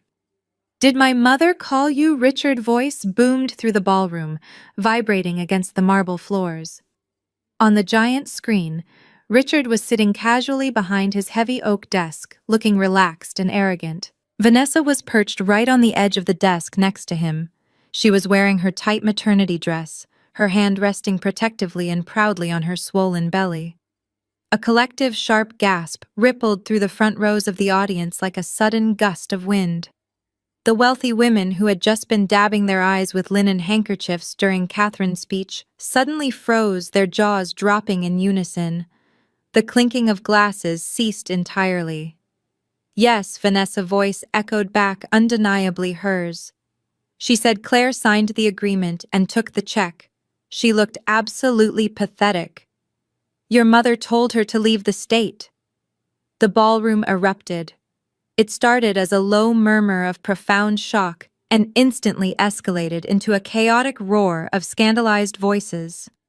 The silver-haired state senator, who had been laughing with Catherine just 20 minutes earlier, physically took a step back from the stage, looking up at the screen in pure, unadulterated horror. This was not a rumor whispered over martinis at the country club. This was absolute, undeniable visual proof of infidelity, cruelty, and manipulation broadcasted in high definition to the most powerful people in the city. Thank God the cinematic version of Richard sighed heavily on screen, running his hands over his face. "I thought she was going to fight us for the clinic shares. I thought she was going to drag this out and ruin everything." On the stage, the real Richard looked like he had been struck by a physical blow. He staggered backward, his polished dress shoes slipping slightly on the smooth wooden floor. He bumped hard into the podium, sending the microphone stand wobbling. His eyes were wide, staring up at his own face on the massive screen. He opened his mouth, but he was completely paralyzed.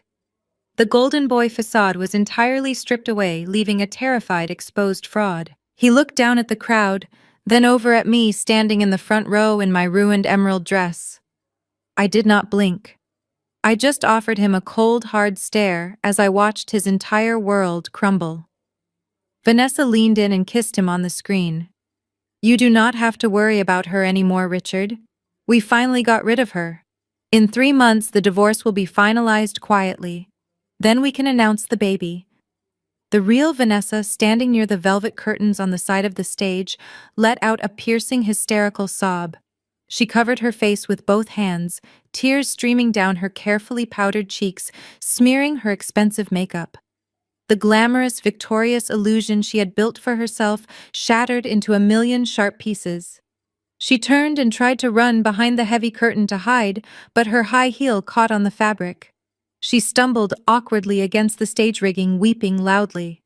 The elite crowd watched her with a brutal mixture of disgust and ravenous curiosity. "Turn it off!"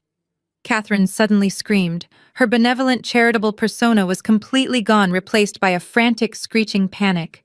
She lunged toward the edge of the stage, her heavy diamond necklace swinging wildly. She waved her arms frantically at the technicians hidden in the back of the room. "Cut the power! Turn that screen off right now! Security, get them away from the soundboard." But Jamal was in complete control of the system. He ignored her entirely, his fingers executing the next phase of our sequence. The video feed of the clinic office abruptly cut out. The screen went black for a fraction of a second before a new image flashed across the 20-foot display. It was a scanned medical document pulled directly from the hidden files on Richard's secret burner phone.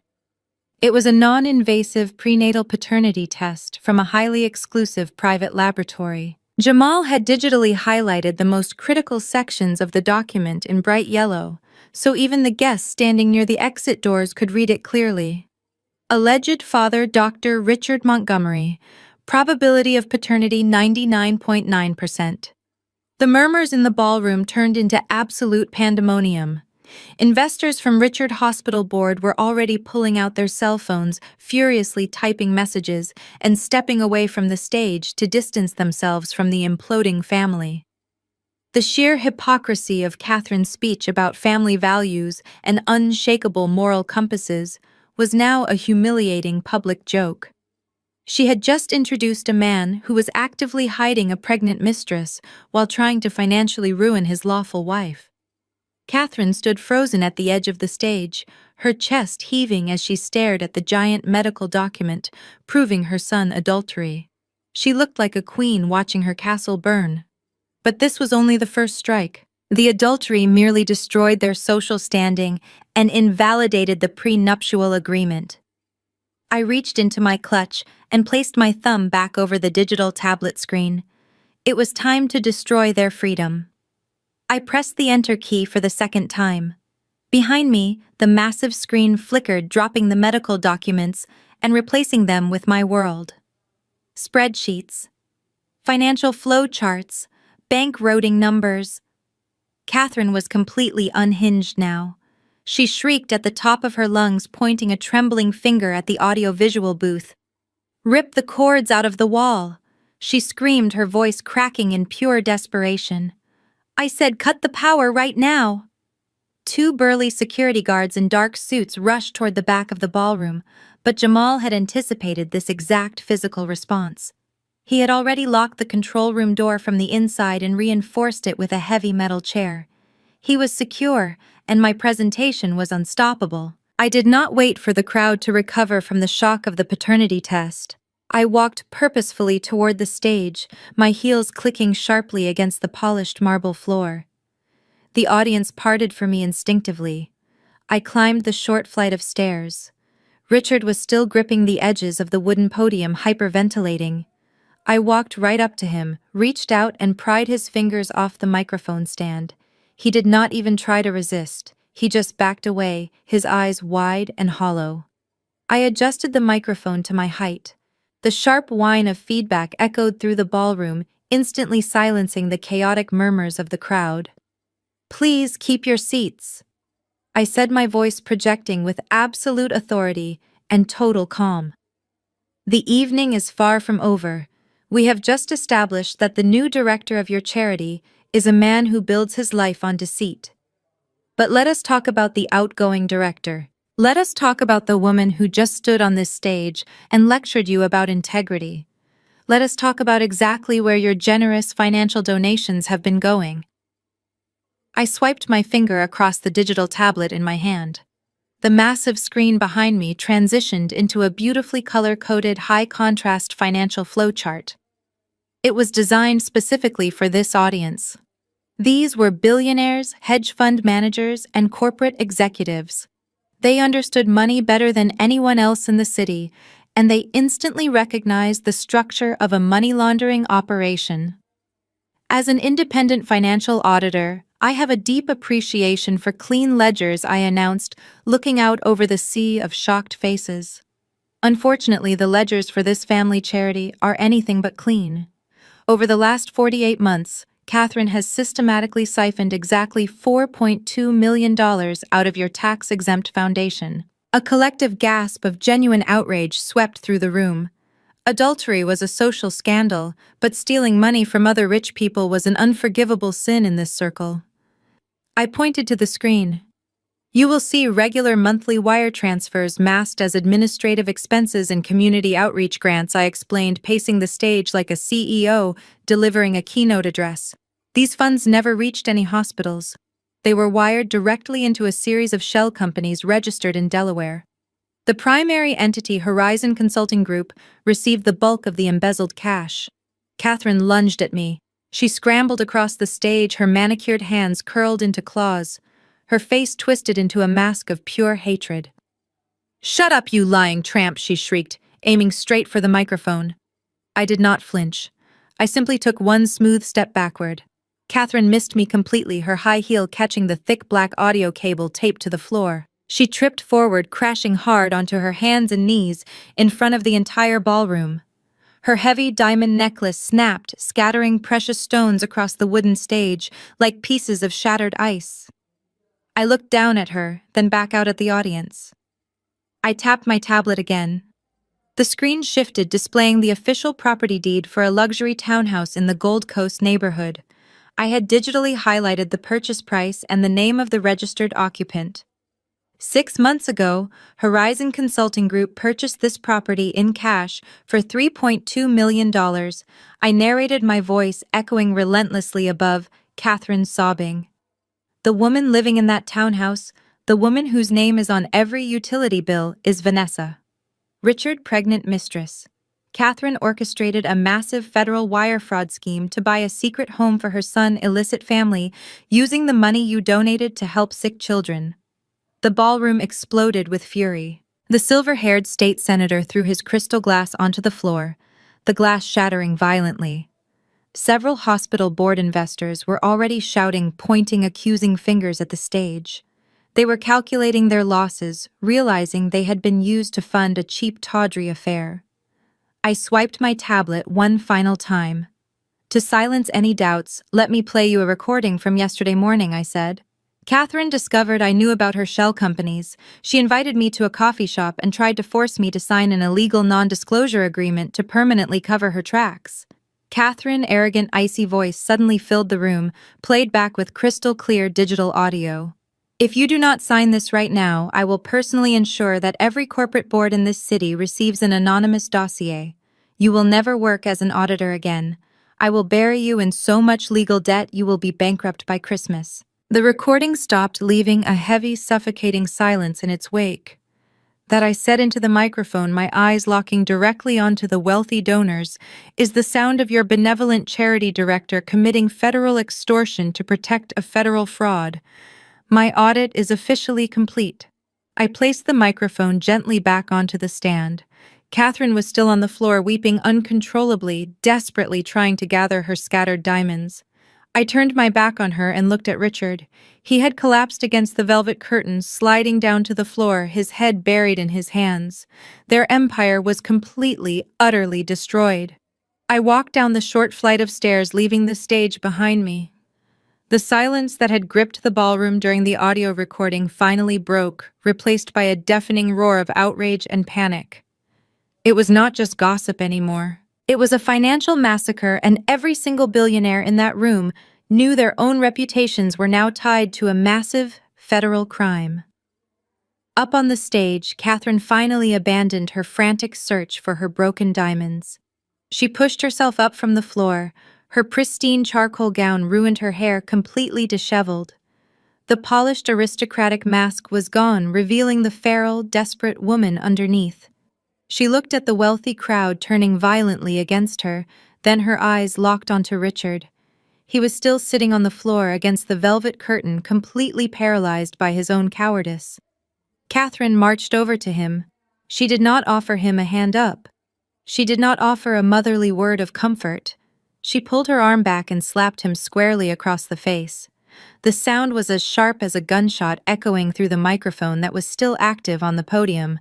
"You stupid, useless boy," she screamed, her voice completely unhinged. "You ruined everything. You could not even keep your zipper closed. I stole that money for you. I risked everything to protect your pathetic medical practice, and you threw it all away for a cheap assistant." Richard just took the hit. His cheek turned bright red, but he said nothing. He simply pulled his knees to his chest, like a frightened child refusing to look his mother in the eye. Down on the ballroom floor, the panic was absolute. The state senator was physically pushing his way through the crowd toward the exit doors, shouting at his aides to draft a press release, distancing his campaign from the Montgomery family immediately. The hospital board members were practically screaming into their cell phones. I watched the chief financial officer, who had fired me just days ago, pacing near the ice sculpture. His face was completely pale as he frantically dialed his corporate legal team. They all knew the federal authorities would be combing through every single donation they had ever made to Catherine Charity. The social contagion was spreading rapidly, and they were all desperate to cut off the infected limbs. Vanessa was nowhere to be seen. She had slipped out through the kitchen's service doors the moment the paternity test hit the giant screen, abandoning Richard entirely to save herself. So much for their perfect, loyal new family. I stood near the center of the room, an island of calm in a sea of absolute destruction. Jamal and Nicole walked over to stand beside me. Nicole watched her mother screaming on stage, tears silently streaming down her face, but she did not move to intervene. She knew this had to happen.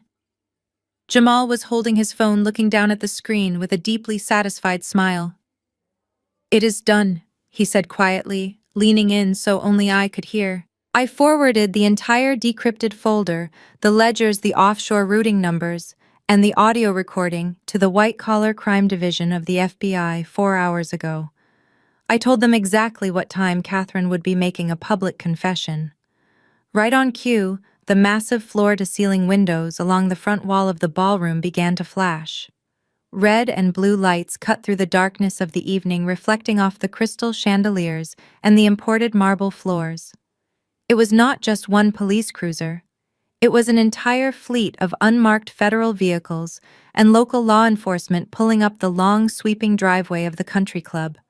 The sirens wailed loudly, a terrifying sound that cut right through the frantic shouting inside the venue. The heavy mahogany double doors at the main entrance burst open. A dozen officers wearing tactical vests and federal windbreakers marched into the grand foyer, their expressions entirely serious. The country club security guards took one look at the federal badges and immediately stepped aside, offering absolutely no physical resistance. The lead agent walked straight to the top of the grand staircase, looking down over the chaotic ballroom. His eyes scanned the room completely, bypassing the terrified billionaires until they landed directly on the stage. Catherine froze, her hand still raised in the air as if she was preparing to strike Richard a second time.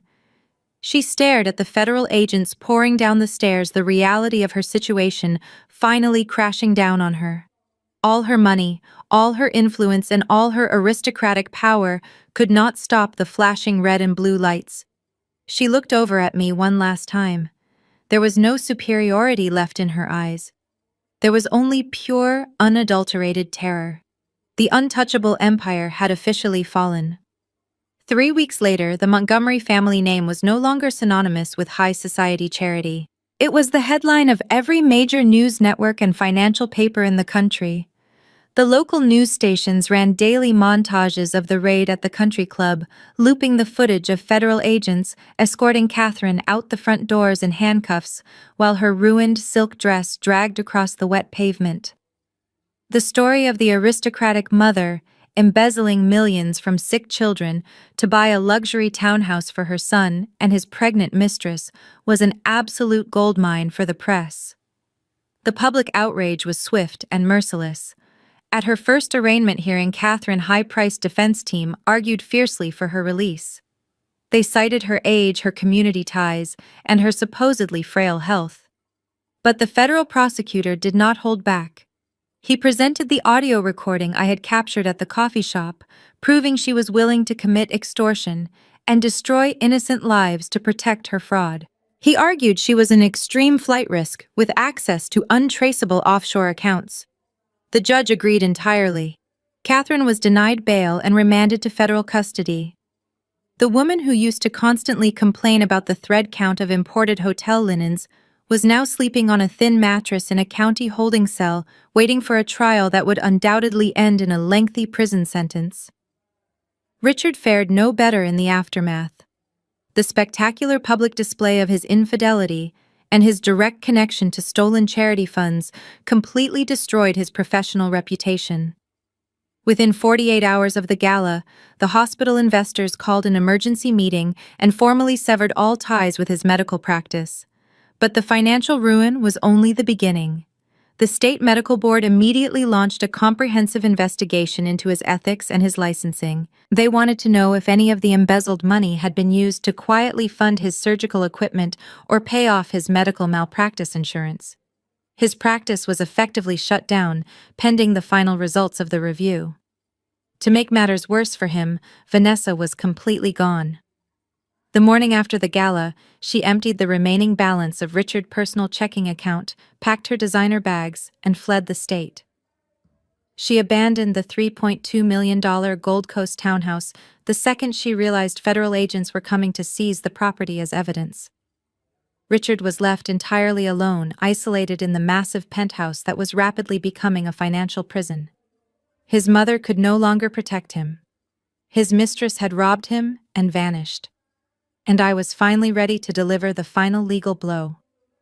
I sat in the sleek glass-walled conference room of my own divorce attorney office.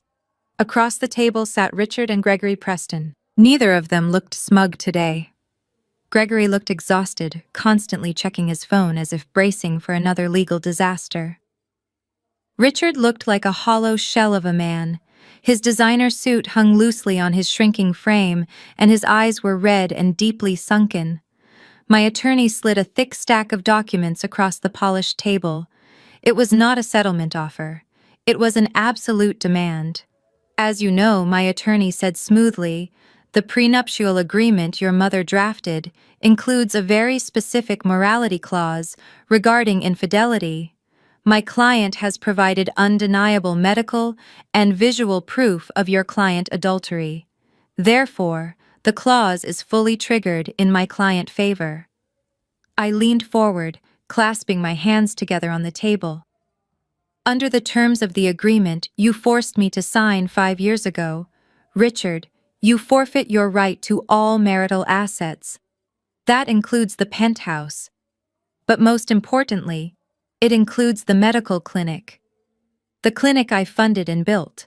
Gregory cleared his throat, trying to muster a weak defense. The clinic is currently under federal investigation, he argued. The shares are practically worthless at the moment. They are worthless in his hands, I corrected sharply. But once I assume full ownership, fire him permanently, and rebrand the practice under a new management team, it will be highly profitable again. Sign the transfer documents, Richard. If you try to fight this in civil court, I will personally hand over the rest of the financial ledgers to the medical board and ensure you never hold a surgical scalpel again.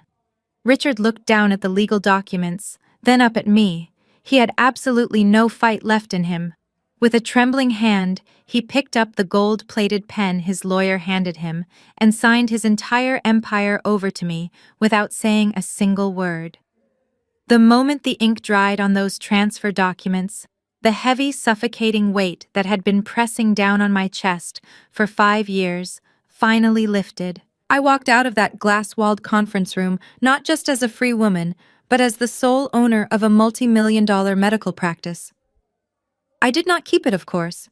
I had absolutely no desire to manage a business built on Richard's deceit. Within a week, I liquidated the assets, sold the state-of-the-art surgical equipment, and transferred the commercial lease to a highly respected group of pediatricians. The massive capital I gained from that sale did not go into a shady shell company. It went directly into expanding my own independent auditing firm. Fast forward 6 months. I am currently standing in my brand new, heavily expanded corner office in the heart of downtown Chicago. The floor-to-ceiling windows offer a breathtaking, unobstructed view of the city skyline. My firm has tripled in size and revenue. It turns out that when you publicly expose one of the largest philanthropic fraud schemes in the state, every honest corporate board in the city wants to hire you to audit their books. My professional schedule is completely booked for the next 2 years. A loud pop echoes through my sleek new office, snapping me out of my thoughts. I turn around to see Jamal standing near my modern glass conference table, holding a smoking bottle of vintage champagne. Nicole is standing right beside him, holding out 3 crystal flutes with a massive, genuine smile on her face. She looks completely radiant, entirely free from the toxic, suffocating shadow her mother had cast over her entire life. She and Jamal have become my true family. To the best auditor in Chicago, Jamal says, pouring the bubbling golden liquid into the glasses, and to the absolute worst day of Catherine Montgomery life. We all raise our glasses, the crystal clinking together with a clear, bright sound.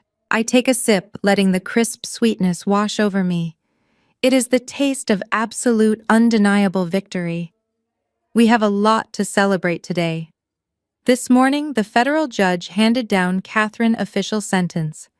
She received 12 years in a federal penitentiary for embezzlement, wire fraud, and extortion.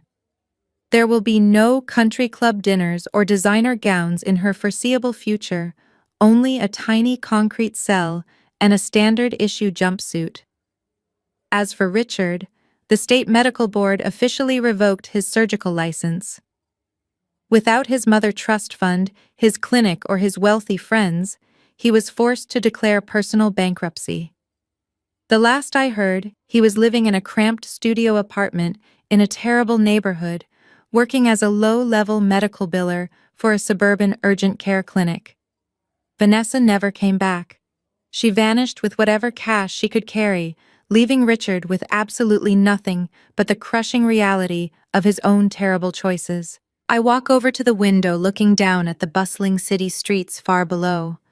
When I first married into the Montgomery family, I genuinely believed I was the lucky one. I thought I had to bend over backwards, shrink my personality, and swallow their daily insults just to prove I was worthy of sitting at their mahogany dining table. They looked at my working-class background and saw a weakness they could easily exploit. They thought I was entirely disposable. But they fundamentally misunderstood what it means to build something from the ground up. When you earn every single dollar in your bank account through your own sweat and intellect, you do not easily surrender your worth to people who simply inherited theirs. Family is not defined by blood, and it is certainly not defined by money or elite social status. It is defined by the people who stand with you in the pouring rain when your entire world is falling apart. If you are listening to this right now and you are trapped in a toxic family dynamic, I need you to hear this loud and clear. Do not ever let narcissists convince you that you are small. Do not let people who hide behind fake smiles and inherited wealth dictate your value. They will try to rewrite reality to make you the villain. Let them try. Keep your records clean, keep your head high, and remember that the truth is the most destructive weapon you can ever wield against people who live in the dark. Thank you so much for following my journey. Have you ever had to stand up to a toxic family member or a manipulative mother-in-law who tried to tear you down? How did you break free and find your own justice? I would absolutely love to hear your stories of survival and sweet revenge in the comments below. If my story resonated with you, please hit the like button and subscribe to the channel for more content. Share this video with anyone who might be struggling and needs a reminder of their own strength. Your best life begins the exact moment you decide to fight back. When analyzing the intricate dynamics of Claire's journey, the most profound lesson that emerges from this story is the unparalleled power of emotional control combined with financial independence. When faced with a sudden devastating betrayal from her husband and mother-in-law, Claire's immediate instinct could easily have been panic screaming or despair. Instead, she leaned heavily into her professional competence. She allowed her abusers to believe they had completely won brilliantly, using their own arrogance as a shield, while she meticulously gathered undeniable evidence of their crimes. This narrative highlights a universal reality about toxic relationships. Manipulative individuals often rely on shock tactics and emotional devastation to keep their targets entirely off balance. They manufacture chaos so you cannot see the truth hidden beneath their lies. Catherine and Richard assumed Claire would simply crumble because they equated power with inherited wealth, social status, and aggressive legal threats. They completely underestimated the quiet, unstoppable strength of someone who built her own career from the ground up and maintained her own concrete skills. Claire's ultimate triumph was not merely about exposing a multi-million-dollar fraud or a hidden pregnancy. It was about fundamentally refusing to internalize the false narrative that she was disposable or worthless. By maintaining her icy composure and trusting her own abilities, she systematically dismantled an entire empire of deceit. Her journey serves as a powerful reminder that your true value is never determined by how toxic people attempt to diminish you, but rather by how you choose to stand your ground when your reality is severely tested. Take a moment to evaluate the relationships in your own life, and if you have ever had to break free from a manipulative environment, please share your story in the comments below.